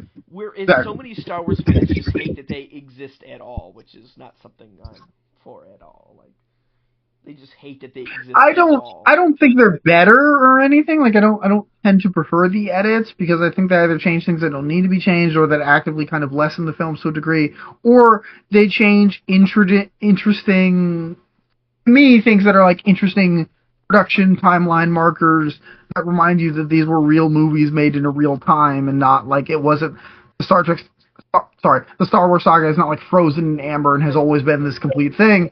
But I will say, I don't like Empire Strikes Back. I do prefer the edits later for that is completely fair. I think it's the least tampered with. It's the most minimal. I think a lot of the color edits are pretty good. The extra Wampa stuff is surprisingly well integrated, and I don't have a problem with it. I like that Cloud City is not just one white hallway anymore. Right. They expand the Cloud City a little bit with digital effects. I don't like Tamara Morrison being redubbing Boba Fett's lines, not because I necessarily have a problem with him playing the character. I think Tamara Morrison has really come into his own as Boba Fett in The Mandalorian and in the Book of Boba Fett. I think he's great. I love him as an actor. He's a really good dude.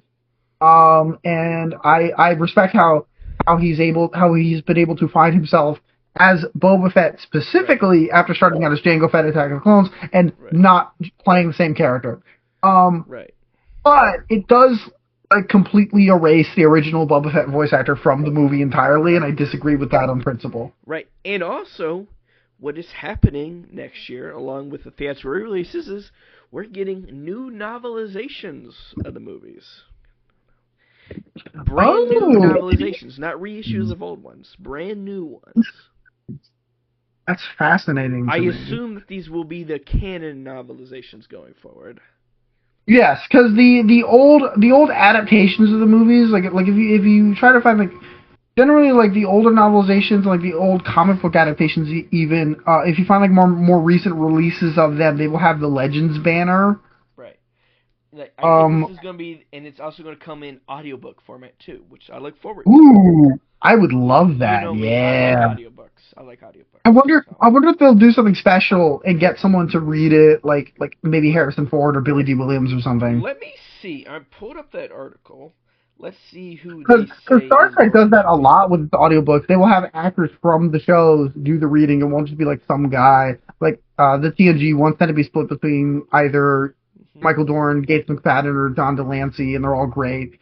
The Nob Visitor does the audiobook of the Emissary novelization, stuff like that. It's really cool. But Star Wars doesn't generally do that. Okay, it's narrated by Mark Thompson. I don't know who that is. Oh, I've heard of him. He's like a pretty classic Star Wars audiobook narrator from my knowledge. Gotcha. So, okay. Good. I think he did stuff like the audiobooks of the Thrawn trilogy and stuff like that. Oh, okay. That's cool. I don't mind that. Yeah, I'm not against that. I'm not against that idea at all. I think that works. I sent you the article. I like the covers. The covers yes, are cool. Yes. I love a good book cover. I love a good book cover. Covers are so cool. Yeah, that A New Hope one. That's beautiful. Wow. I love a poster of that. You can sell me that. That's cute that they're labeled as by George Lucas. I mean, I guess technically that is true. Well, to be fair, okay, I will say they don't just credit George Lucas. In Empire Strikes Back, they credit the Empire. They credit the actual writer of Empire Strikes Back. Ah, nice. I hope they'll also credit whoever writes these novelizations specifically. Right. That can change. There will be. I assume they will be credited as like adapter or something. Right.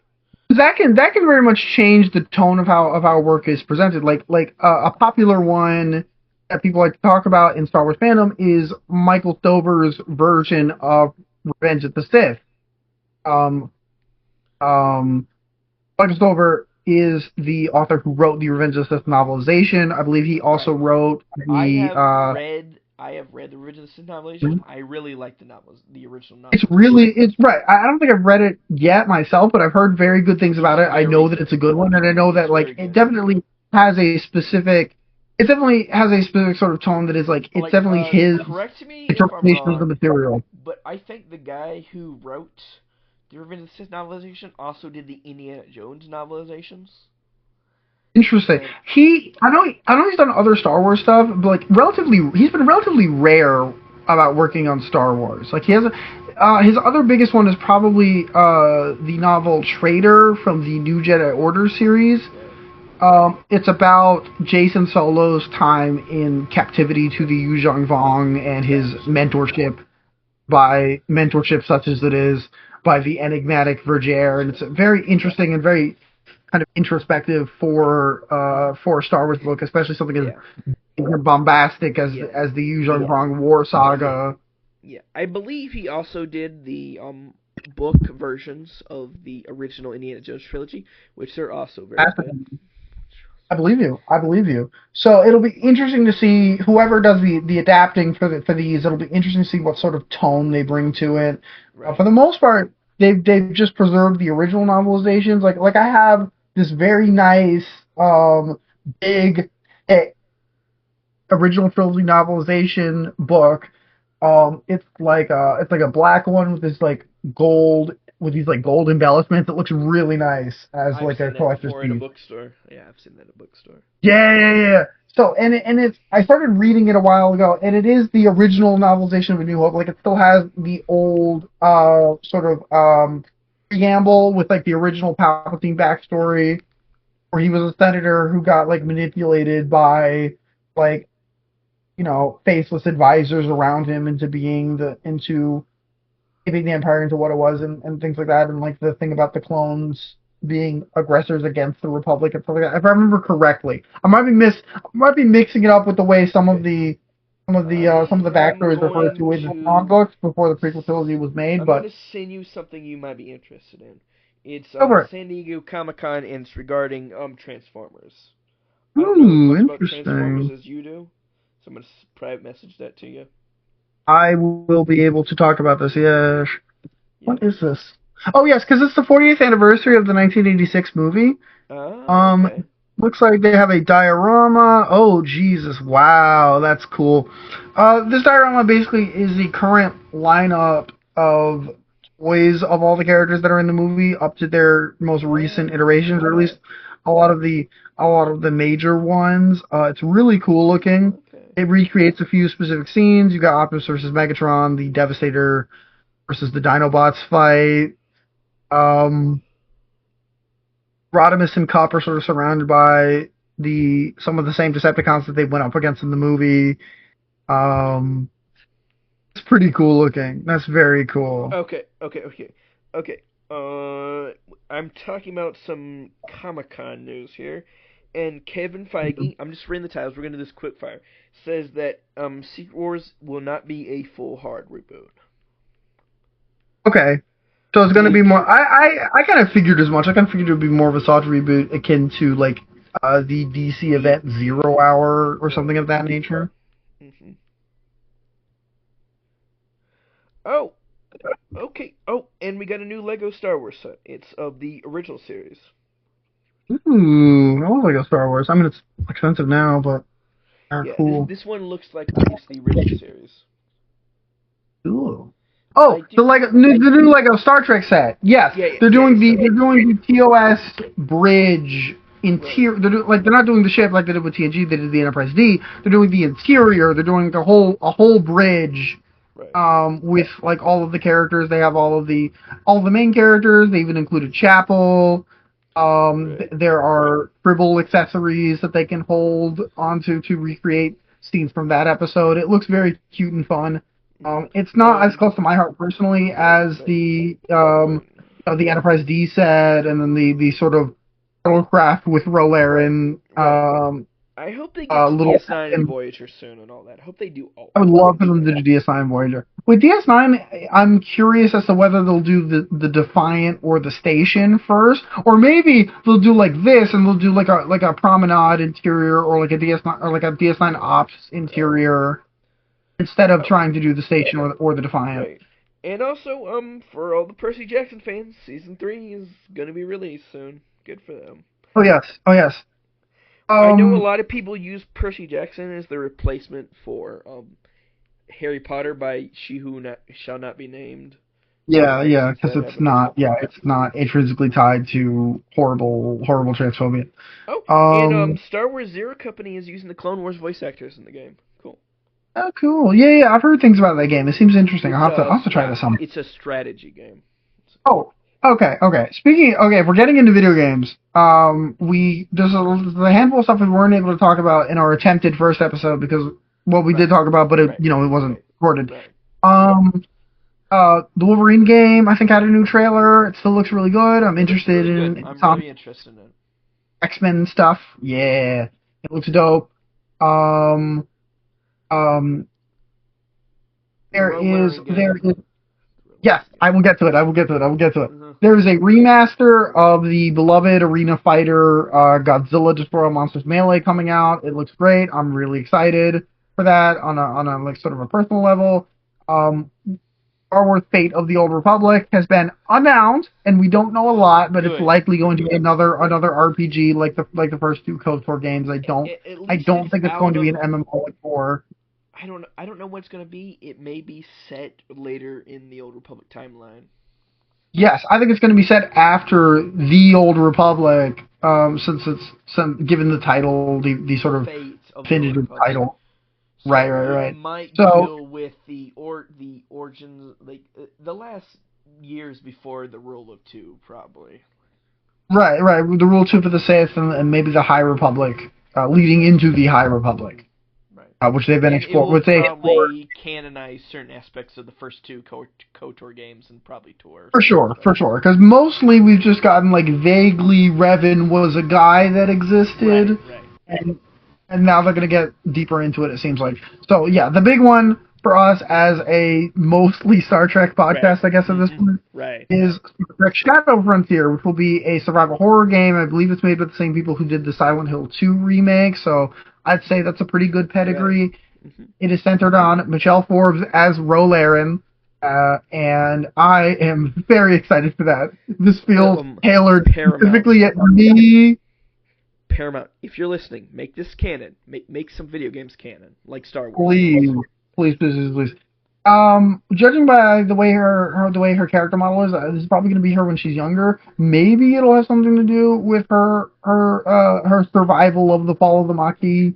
Maybe not. It doesn't look like it's going to be like a post-Picard season 3. This is how she actually survived thing. No, they're not going to do that. I think it might be sometime between TNG season 7 and in between her glorified cameo in Picard, sometime in between them, maybe. Yes, exactly. Again, it might deal with her, and whatever other Maquis survivors she's able to take with her, escaping from the Jem'Hadar. That's to some level, and then she gets seemingly captured by some weird person who's trying to like torment her with vectors of her past and stuff like that. That's what it seems like. It almost reminds me of almost like a more serious version of like that Star Trek Online mission where you get kidnapped by Hakeem and then he throws you in like a weird arena situation with like that Riemann guy who turns out to be a spy on you and stuff. Right. I'm very interested in it. I love Rolaren. She's honestly my favorite Next Generation character. I love that Michelle Forbes is doing something like this because she was kind of too busy for Star Trek for a long time, and now she's kind of coming back around to it. Yeah. I'm very excited to see where this will go. As far as comic books, the only thing I could find is that the Punisher is joining the Avengers now. Okay, sure. I mean, at this point, like Deadpool's been an Avenger. I don't know if you saw it, but like in the most recent iteration of the West Coast Avengers, fucking Ultron was a member of the team. Might as well at this point.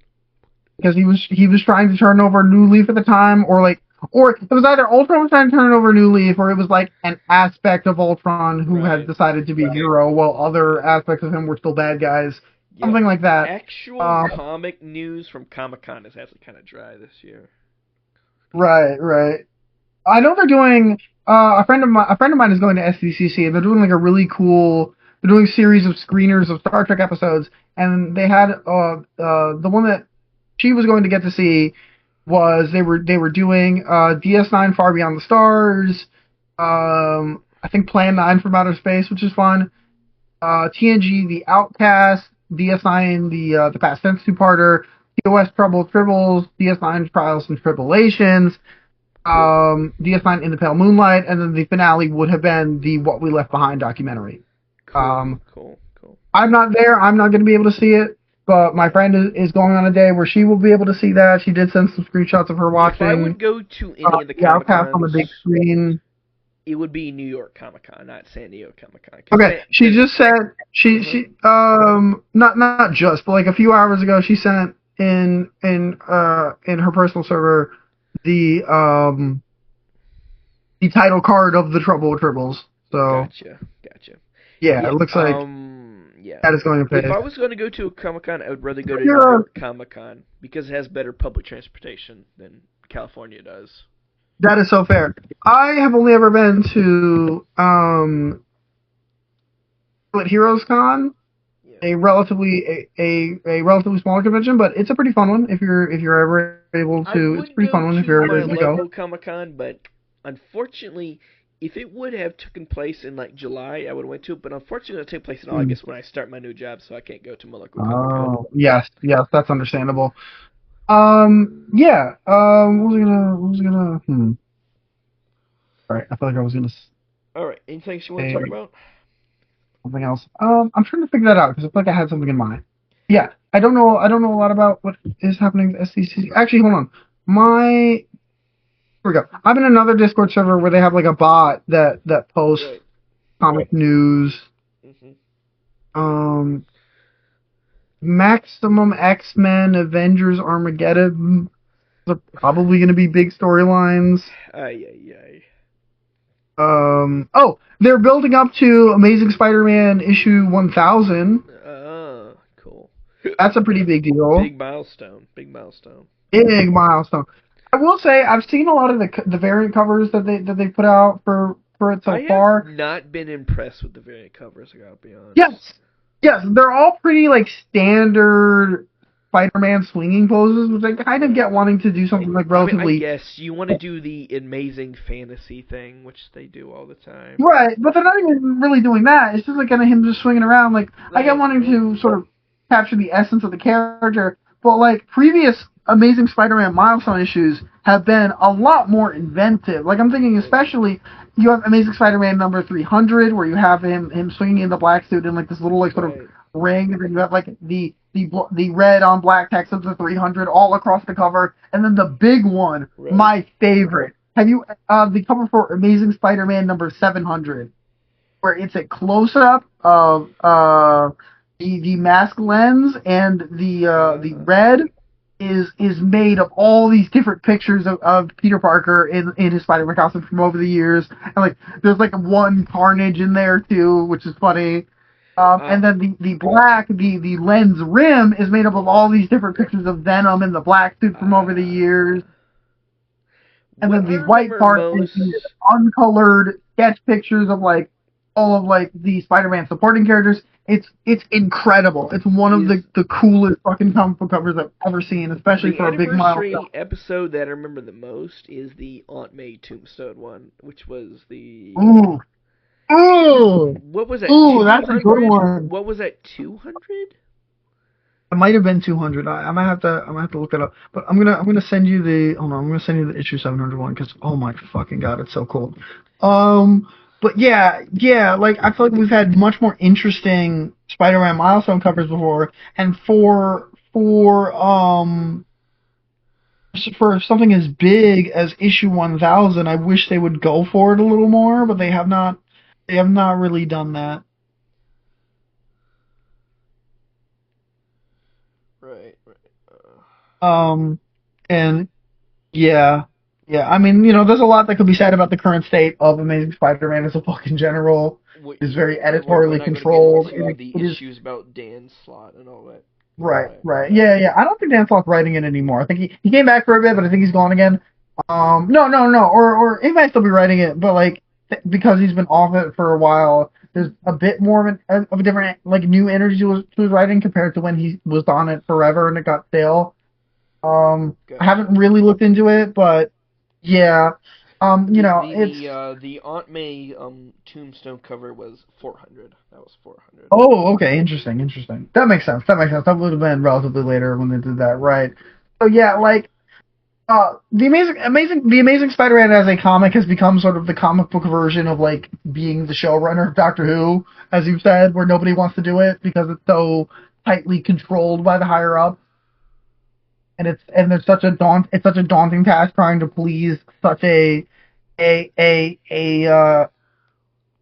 kind of fandom. Like Spider-Man fandom can be kind of awful at times. Right. Some things they're right to have grievances about, like One More Day and shit, but like they can be. It's a lot. It's a lot. Like people were treating writer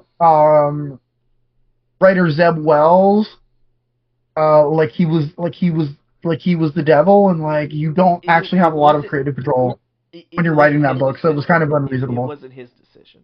Like it was his. No, it was not. Not really. Blame Quesada. Right. Oh, I hate Joe Quesada. I hate Joe Quesada. There was even Nick Spencer wrote Amazing Spider-Man for a little while, and his run started out pretty good. It was like right after Dan Slott finally let it go, and it seemed like it was going to be kind of a return to form. But then it derailed into the convoluted kindred bullshit and everything. Because okay. I'm going to explain this for anybody who's listening who does not explain.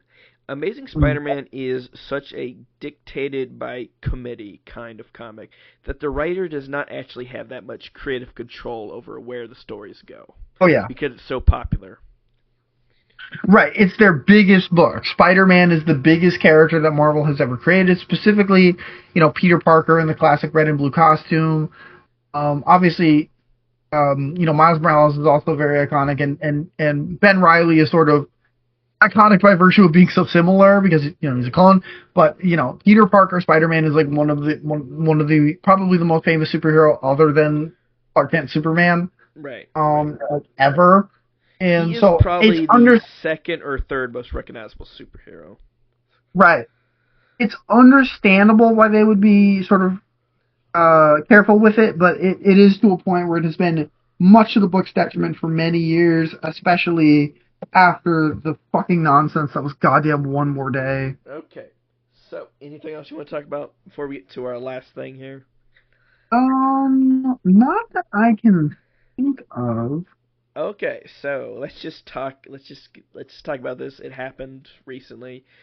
Let's talk about the Doomsday trailer. Avengers Doomsday, yes. For a second there, I thought you were going to talk about the mess that Doctor Who was in, but I probably know that by now.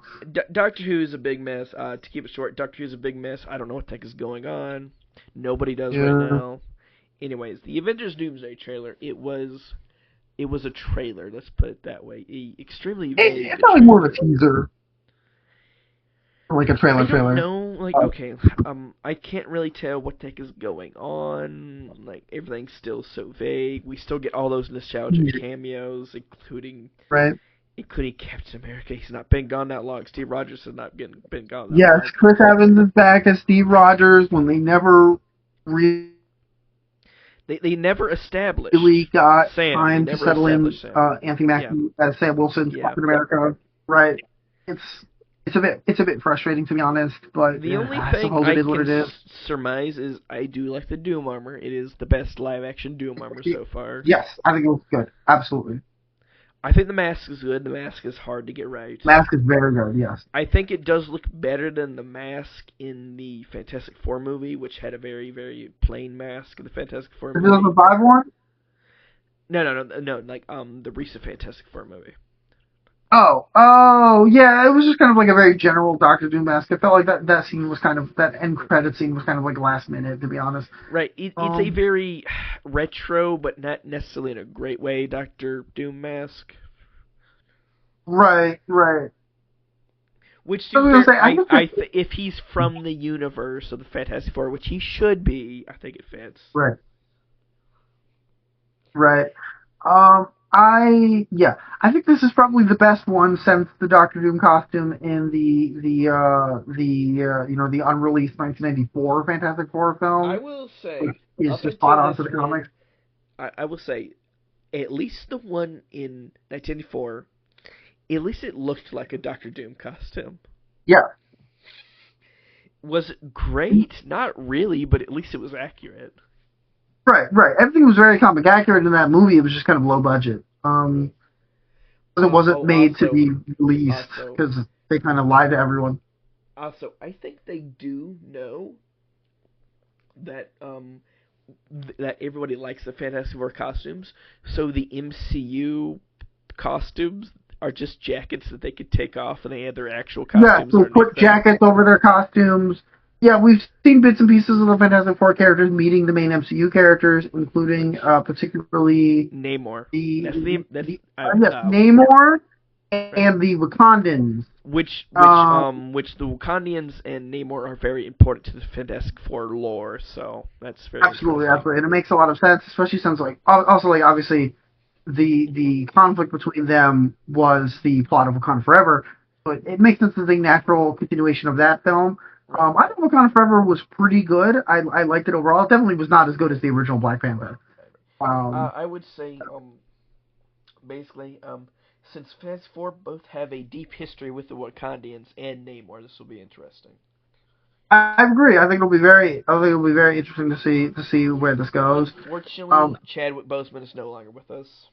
R.I.P. Right, so they can't really do the classic friendship between Reed and T'Challa. They seem to be setting up something similar between Sue and Shuri, which I'm down for. I'm cool with that.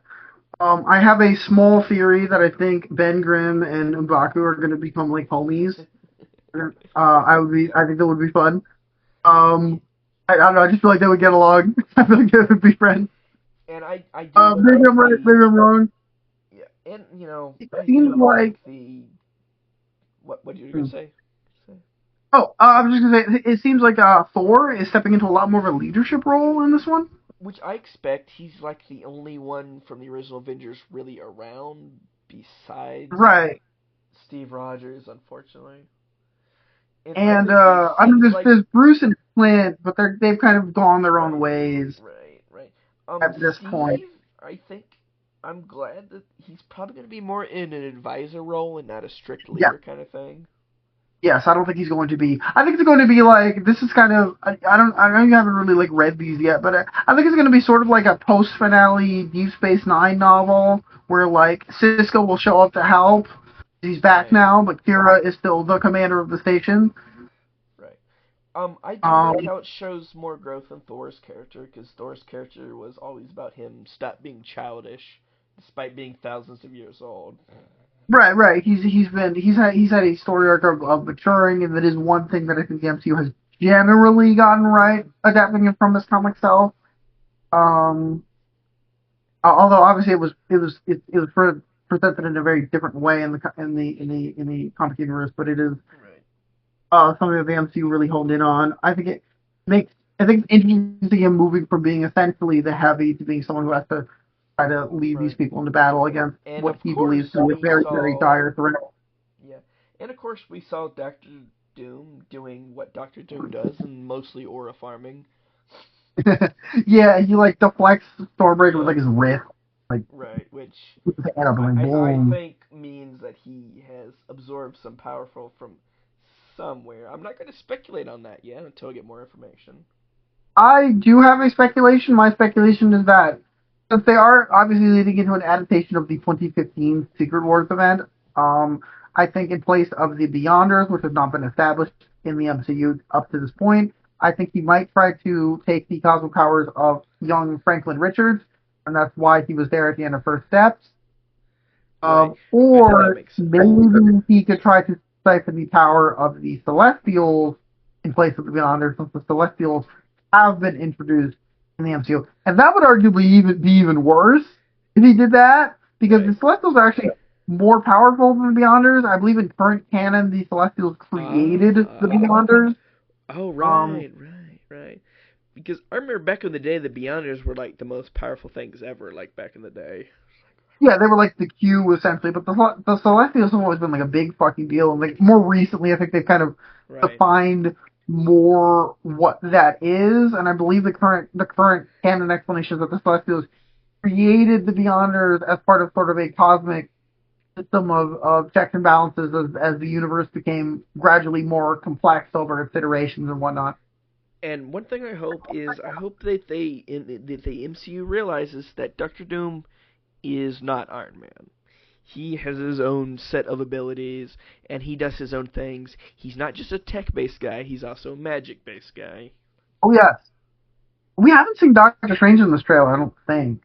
I mean, Which is interesting. I don't know what's up with Doctor Strange interesting to see because if we they get some of teased that the third dynamic between the two movie. of them. Is that they teased that third movie? So I don't know what's happening with that. Oh, that's right. They tease him meeting the version of like Leia in this universe. Yeah, Yeah, I don't know what's up with his that. future wife. I don't know if she is his future wife in this universe. I have no idea. Yeah, I'm not sure either. She's also Uh, Dormammu's daughter. Awkward. Yeah, it'll be interesting to see. I hope Doctor Strange shows up. I think Doctor Strange is a very interesting dynamic with Doctor I Doom think in a lot Doctor of comics. Strange and Doctor Doom could have some interesting interactions. I agree. I As wonder how much. well as the Scarlet Witch. I would like to see how those two. I might consider her like actually dead at this point, which Is sucks she actually itself. dead? But Okay, I she didn't know might she was be. actually dead. Maybe she's not. Maybe she's not. But it'll be interesting if she does show up. I think I'll be okay with that. I would like to see a wizard duel in this franchise. We are well overdue I for a know wizard duel. we need the people yearn for wizard duels.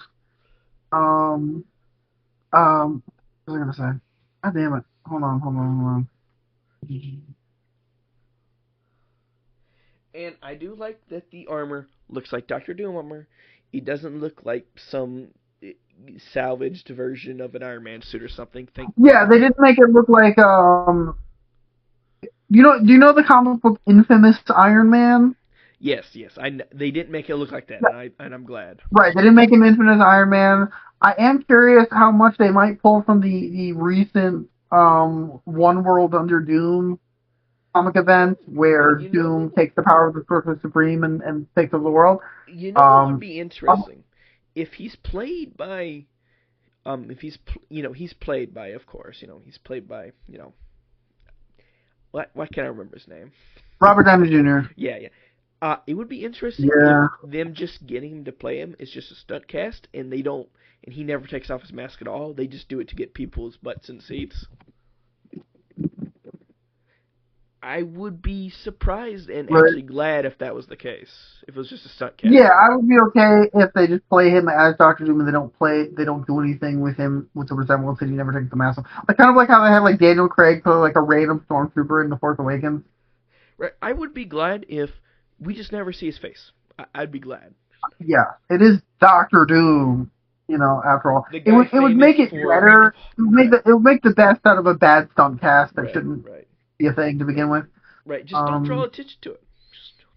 Right. Don't have him trying to like frick them. Don't have a scene where Peter's like, Mr. Stark. Yeah. Don't do that. Stupid. Please don't do that. I don't care. I don't want any of that. I don't want it. Okay. The big thing. Doctor Doom hardly takes his mask off at all. Right. The big thing, in addition to the Fantastic Four showing up, is that the original Fox versions of the X-Men are crossing the multiversal pond to be in this. Yeah. Primarily, Patrick Stewart, Professor X, McKellen Magneto. And they both look very old and very tired still. Yeah, this might be their last movie. I think this is Patrick Stewart's last movie. He has said that this is his last movie. They're definitely emphasizing the friendship between Professor X and Magneto, which I like. It looks like they're going to finally. Their universe might be really screwed now. Right. Yeah, their universe might get. It might be like okay. So in Secret Wars 2015, that was when they destroyed the original Ultimate Universe. Right. And then anything that survived, like Miles Morales or the Maker, and ended up in Earth 616. They might do that, but with the Fox X-Men universe sort of as the ultimate universe of the movies. Right. Of sorts. I don't think anything from the Fox X-Men universe is going to survive except for probably Wolverine and Deadpool. Well, you're 90! Because I was saying, at this point, just don't recast Logan. Just bring X2 into this. I think they might bring Laura into this thing. Just bring Laura in. Maybe they'll. Sorry, I was gonna say maybe they'll try to keep Channing Tatum Gambit. They seem very fond of him. They might. They're definitely gonna keep Deadpool. Like definitely. Right. Yeah. So for the 3 people who were like, man, I want to see Gambit versus Shang-Chi, that's going to happen. Apparently, I like both characters. It is a random matchup, but like, sure, right? Sure. We can have fun. I would say, like, okay, I think they're definitely going to keep Deadpool, because Deadpool was, like, the only Disney movie that made money the year it came out. Crazy. Oh my god, seriously. They're even dogging on their own movies. That one, like, you know, they give Deadpool and Wolverine, like, the full Jester's privilege. Right. I think Deadpool and Wolverine, at least Logan, I think, is going to make it out of this. Right. If it's not going to be... And maybe Channing Tatum Gambit, I don't know, depending on how they feel. Yeah. If it's not going to be a full reboot, if it's going to be a semi-reboot of some kind, I hope they do something more interesting than just the movies that people didn't like aren't canon anymore. I don't know, maybe they'll just combine all this into one universe, into the main MCU, and they just code. Right, that's what I'm thinking. They'll combine all these universes, sort of like how with DC, like Crisis on Infinite Earth, it took Earth 1, the Justice League universe, Earth 2, the Justice Society universe, Earth S, the Captain Marvel universe, and I think even Earth X, the Freedom Fighters universe. Right. And they combine all of them together into the then definitive DC universe, where all these characters now finally coexist properly and everything. And I think they'll do a similar thing where these 3 universes, which are essentially an Avengers universe, a Fantastic Four universe, and an X-Men universe, will combine into a proper, full Marvel universe. It's about fucking time. Seriously. Yeah, I will say, although I would really hate it if Jack Kirby's universe just gets lost in all this. Right, the Fantastic Four First X universe, yeah, like would be a shame. Universe 828, named after his birthday.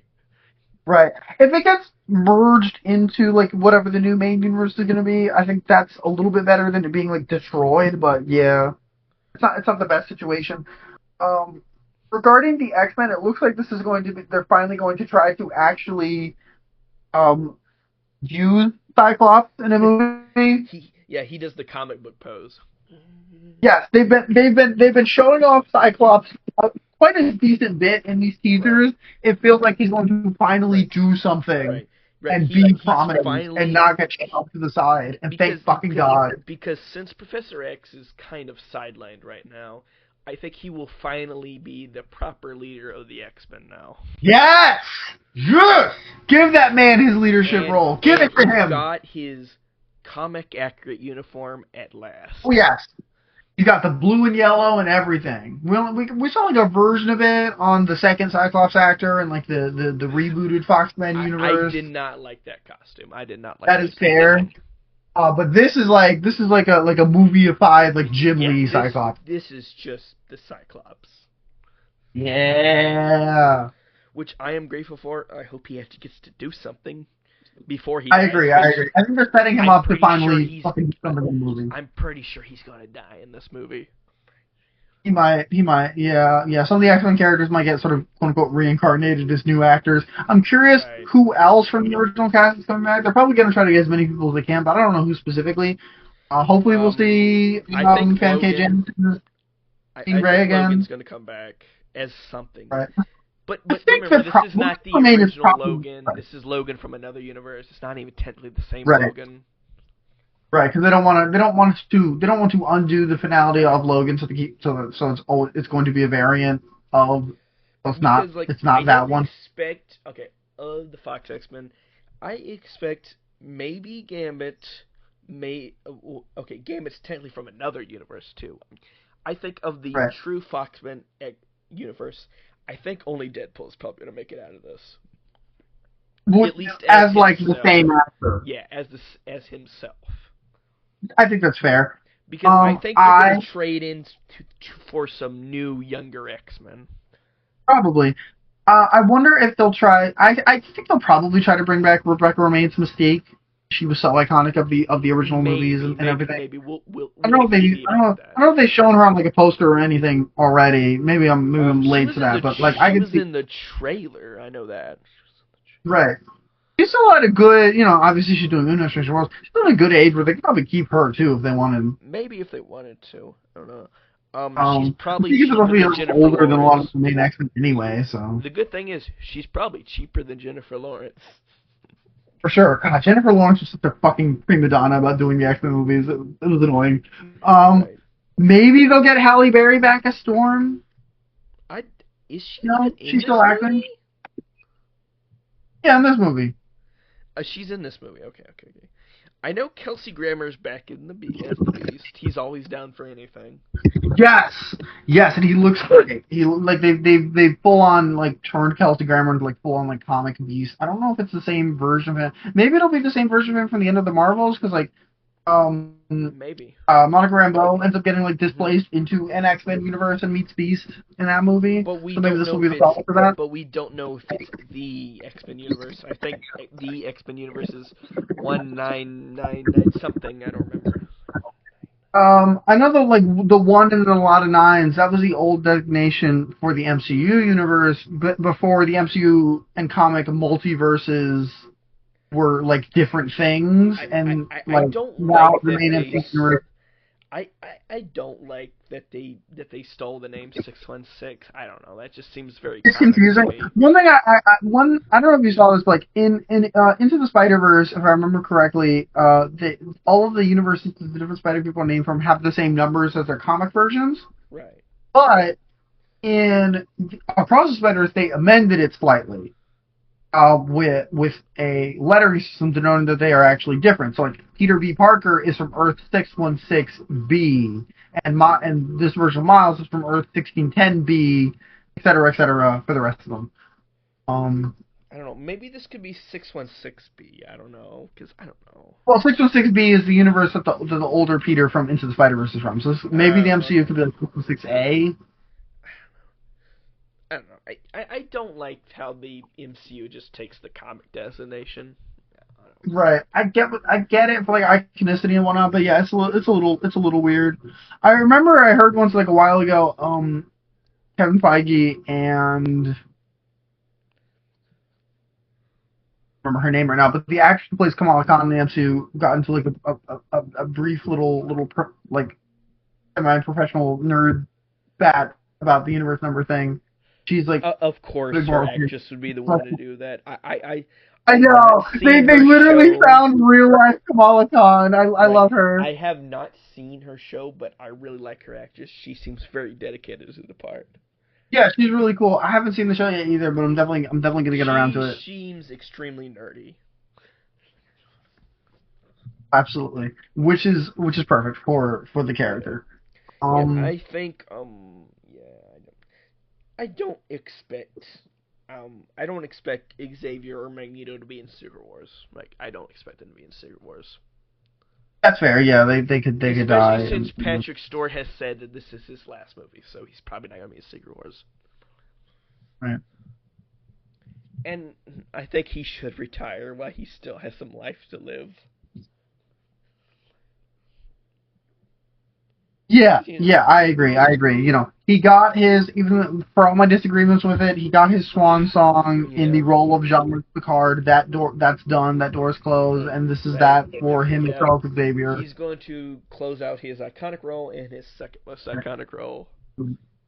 Ian McKellen's even older than he is, right? Yeah, I know. Ian McKellen's older than Patrick Stewart. Oh yeah, he looks. Yeah, he looks rough. I'm gonna say.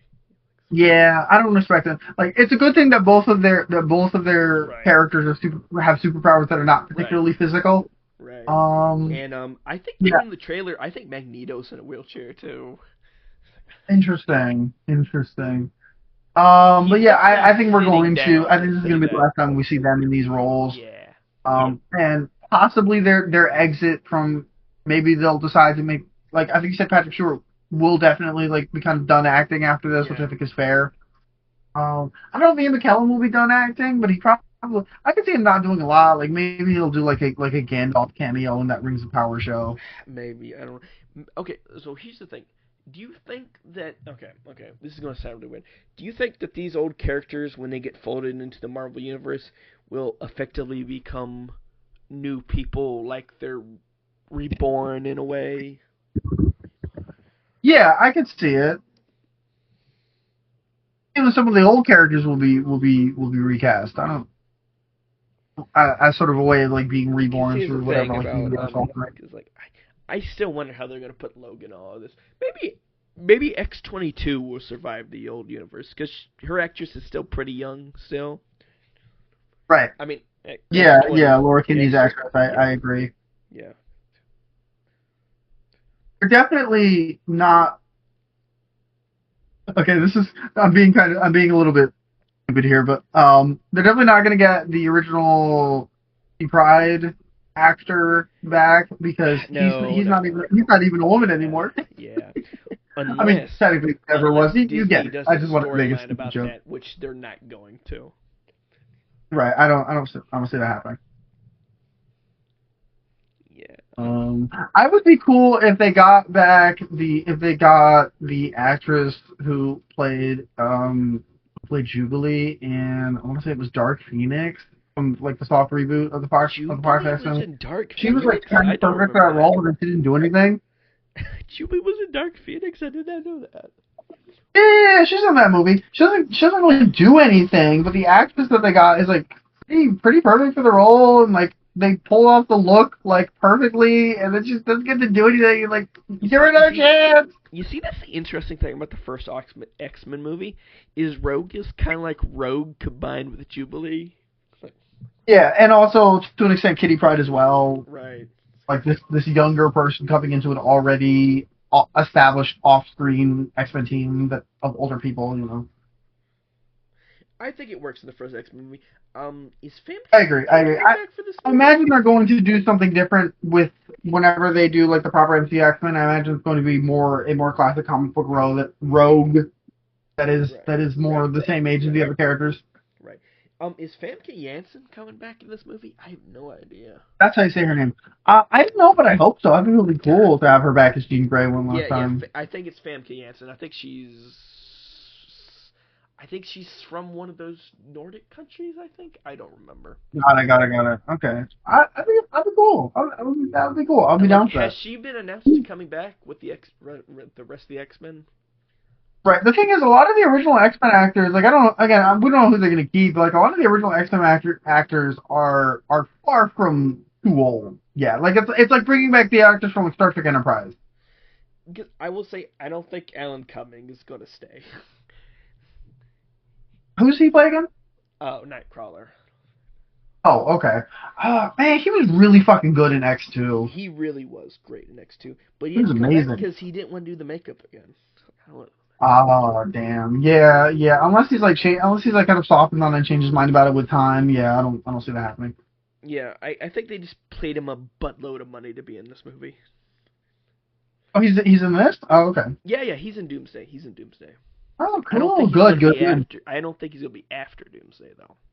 Nice. Nightcrawler time. Let's go. What I will say, I think the younger actor who played Nightcrawler in the X-Men Soft reboot, he was probably the best at like following up the old character. Honestly, of like any of them. I think he might be a bit too old by now to be used in the MCU as the Nightcrawler actor.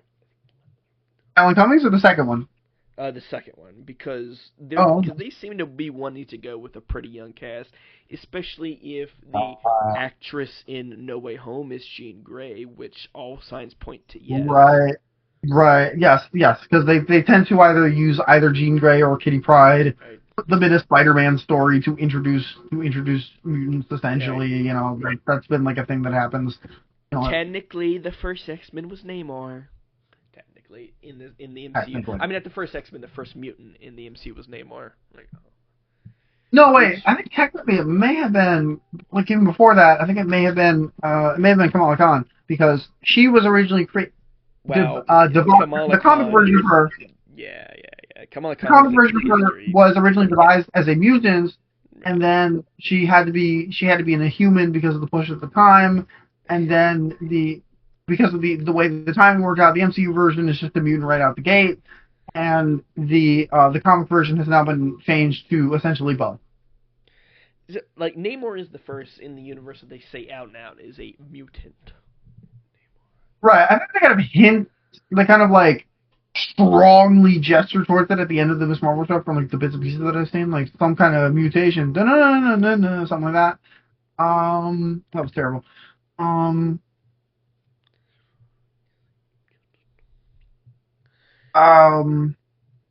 What's funny is that the Fox X-Men movies, before they were owned by Fox, before they owned by Marvel, like the Deadpool movies especially, tried to be a part of the MCU in like cheeky ways. Like the thing that Ajax and Deadpool are fighting on is a crashed helicarrier from Winter Soldier. Oh, that's awesome. They tried to like fool you into thinking that it was part of the MCU like right now. Right. Which is funny. That is funny. But yeah, what should I say? I just hope that this new X-Men timeline is a lot less complicated than the Fox X-Men. I agree. I hope they don't go for. I hope they don't touch a lot of the big, complicated time travel X-Men stories for a while. Right. It's like no Days of Future Past for a long time. Right. They're just generally more consistent about a lot of things. I hope we are I would really like for the new X-Men to be more of the Chris Claremont. I really like his run on the X-Men. Yeah, that would be good. I think I heard somewhere that they might try to do an adaptation of the Dark Phoenix saga like relatively early on, which I don't think is a good idea. The problem with the adaptations of the Dark Phoenix saga is that they keep trying to do it when like we barely even know who Jean is normally in like either universe. Right. They forget to do like the Phoenix saga beforehand, where she's like Phoenix is a good guy and like she doesn't know what it is and she hasn't gone crazy yet. They want to skip straight to she turned evil, while they also simultaneously underutilize her, and it sucks. And I really hope the MCU doesn't fall into that again. Right. Yeah, I think we did see Mystique in the trailer, and I'm pretty sure that's Rebecca Romijn, and not Jennifer Lawrence. Oh yeah, good for her.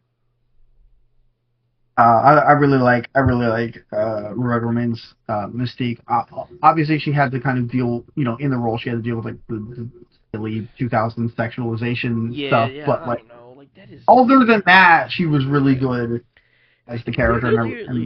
Okay, I know Bryan Singer's not the best example, but it is oddly very male gazy for a movie made by a gay man. Yeah, it really is. They're pandering. But yeah, it's not. It's Stu, I think, even though she's still like naked, but scales tones it down a lot. Right. I don't think X2 is the best one that Fox ever did. Right. Let's see where it goes, and I think they're going to try to make new versions of the X-Men. Probably everybody's probably going to be on the younger side, except for Xavier, Magneto, probably. Probably they'll probably try to do a younger version of. Well, no, they'll probably try to do a younger version of like not just the original team, but also try to include a few characters who joined the team after the original 5. They're going to go with Wolverine. They're going to go with some form of Wolverine, even though he's not in the original lineup. He's just so iconic.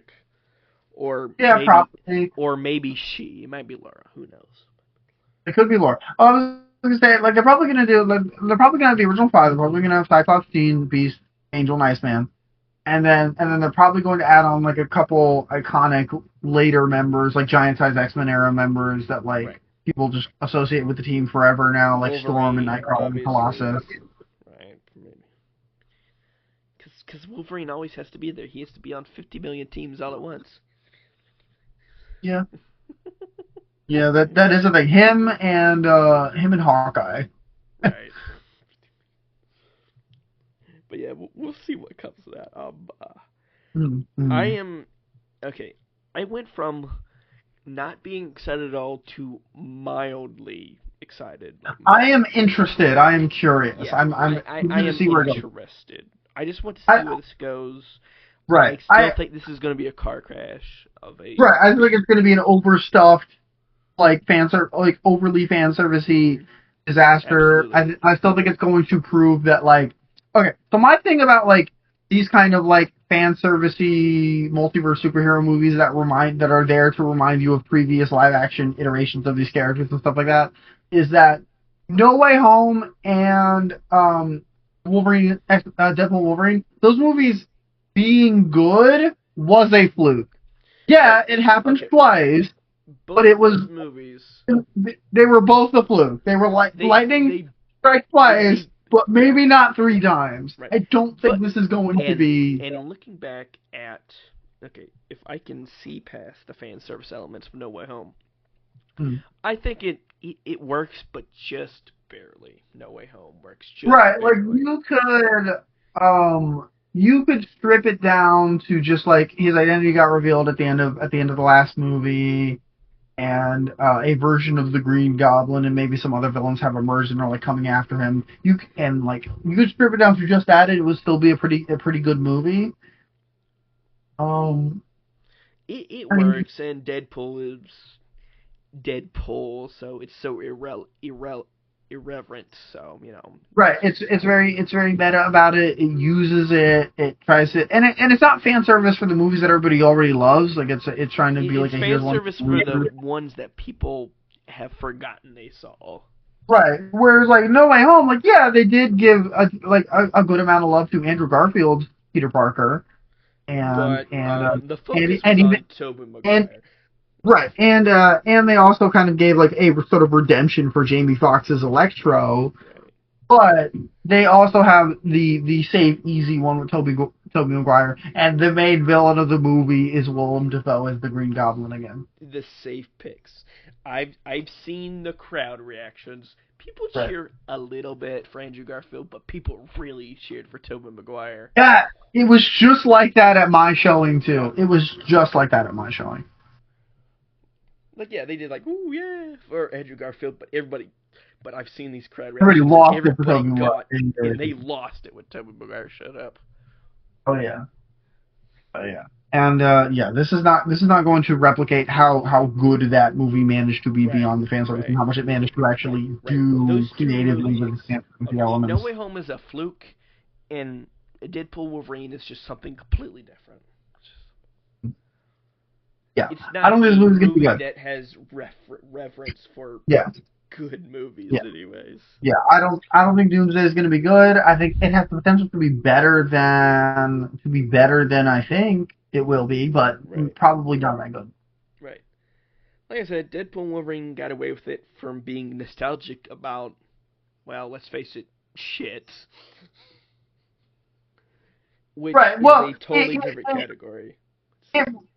Deadpool and Wolverine's thing is that it respects that those movies tried. Right. Like, Chris Evans comes back, but he's not Captain America. He's Johnny Storm. And he gets killed. He gets fucking murdered.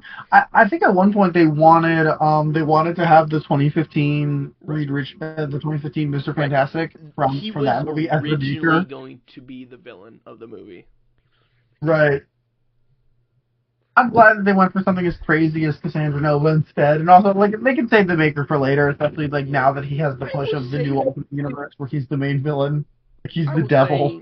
At least I could see the MCU doing something with the Maker later on. Yeah, I could never see them doing anything with Cassandra Nova. Yeah, especially if the soft reboot, because of the recency and popularity of it, if the soft reboot takes any inspiration from the new Ultimate Universe. That could be another reason to bring in the Maker. I would still be open to the guy from 2015 playing the Maker. I would be. Yeah, I think it would be fun. They're definitely going to do the meme if they do that, where they come up with like in a different context. They have them say that again. Of course. I think the MCU is a bit too much. He said it. He said it. The meme line. Yeah, it can be. It can be. I wouldn't. I like No Way Home had the my dad joke with Tobey Maguire, which I thought was fine. It's the I'm somewhat of a scientist myself. Like, that was forced. It's a little cringy. It was a little bit, and like it's a shame because other than that, I think that's like one of the best performances I've ever fucking seen from Willem Dafoe. He fucking knocked that shit out of the park. He still has it, man. He still has it. He's just, I still think the idea of Willem Dafoe Green Goblin just kind of showing up and then like seeing MCU Spider-Man and then just ruining his fucking life in like 2 days is amazing. As Green Goblins tend to do. He just looked at him and it was like, and I took that personally. Yeah. It also sadly assured that the MCU is not going to do the Green Goblin because they know they cannot top that. No, they cannot. They cannot top Willem Dafoe laughing in Tom Holland's face and then wrestling power slamming him through 3 floors of a building. Right. Oh, and one more thing. I am glad that Dr. Octopus got his good ending because of the Tobey Maguire villains, he is the most redeemable one. Right. I'm glad that, they were less focused on, but I'm glad that, like, Electro and Sandman and even Lizard had good endings, too. Right. To be fair, Sandman had a good ending to begin with. Like, he never really had a bad ending. Like, he's the one who doesn't die in that movie. Right. And he just doesn't I'm glad Electro just... I'm glad he got some closure, at least. I'm glad him and, like, Andrew Peter got to finally, like, talk it out after, like... Because everything with them in Amazing Spider-Man 2 was really built on, like a misunderstanding. Like they just weren't able to communicate in that movie. And I'm glad that they finally got to, like, talk it out. Oh, yeah, we got another Miles Morales reference. Yes, they need to bring him into this point. It's been too long. Come on. They already keep talking about leaving. Like, you got to do it. They already got they already got Miles Davis, right? Yes. They have Miles Davis as the singer, Aaron Davis. That's right. Yes. They had Childish Gambino have a cameo in Homecoming as Aaron Davis, and then they showed him in a Prowler costume, or at least a version of him in a Prowler costume in Across the Spider-Verse. This is like meta. I just hope if they do bring Miles's, it's his uncle, right? His uncle is the Prowler, yes. Oh, okay, so is his dad the Uncle Ben figure then? I forgot who that was supposed to be. Yeah, kind of. His dad is either depending on the continuity, either a SHIELD agent or just like a regular cop. I hope they do not give him his original comic name. No, and then he tends to. Yeah, they're probably just gonna have him take his wife's last name and also be Morales. Please don't name him Jefferson Davis, please. Yeah, they didn't think about that. But yeah, he tends to die in a lot of continuities to serve that Uncle Ben function. The Spider-Verse movie is literally, it is his uncle. It is, Aaron dies because he refuses to continue attacking Miles, and then the Kingpin shoots him. And that version of Miles actively rejects the idea of his father dying. Gotcha. But generally that's what happens. So they'll probably do something like that. It'll be weird. The only weird thing is that they kind of took Miles' best friend from the comics and turned him into MCU Ned Leeds. I see. So Ned Leeds in the MCU is the same character as Genki from Miles' comics. Gotcha. Okay. They are the same character. Okay. So anything else you want to talk about before we close up here? Not specifically. I can't. I don't have any more like ordered Avengers Doomsday teaser thoughts. I'm going on tangents now. Okay, so I think that's all we're going to talk about. We don't want this to go too long, at least for here. I just want to thank anybody who's listened to this, and you want to say anything? Have a good one. To be corny, live long and prosper. You heard Laren there. We will decide on a name for this one day. Thank you for stopping by.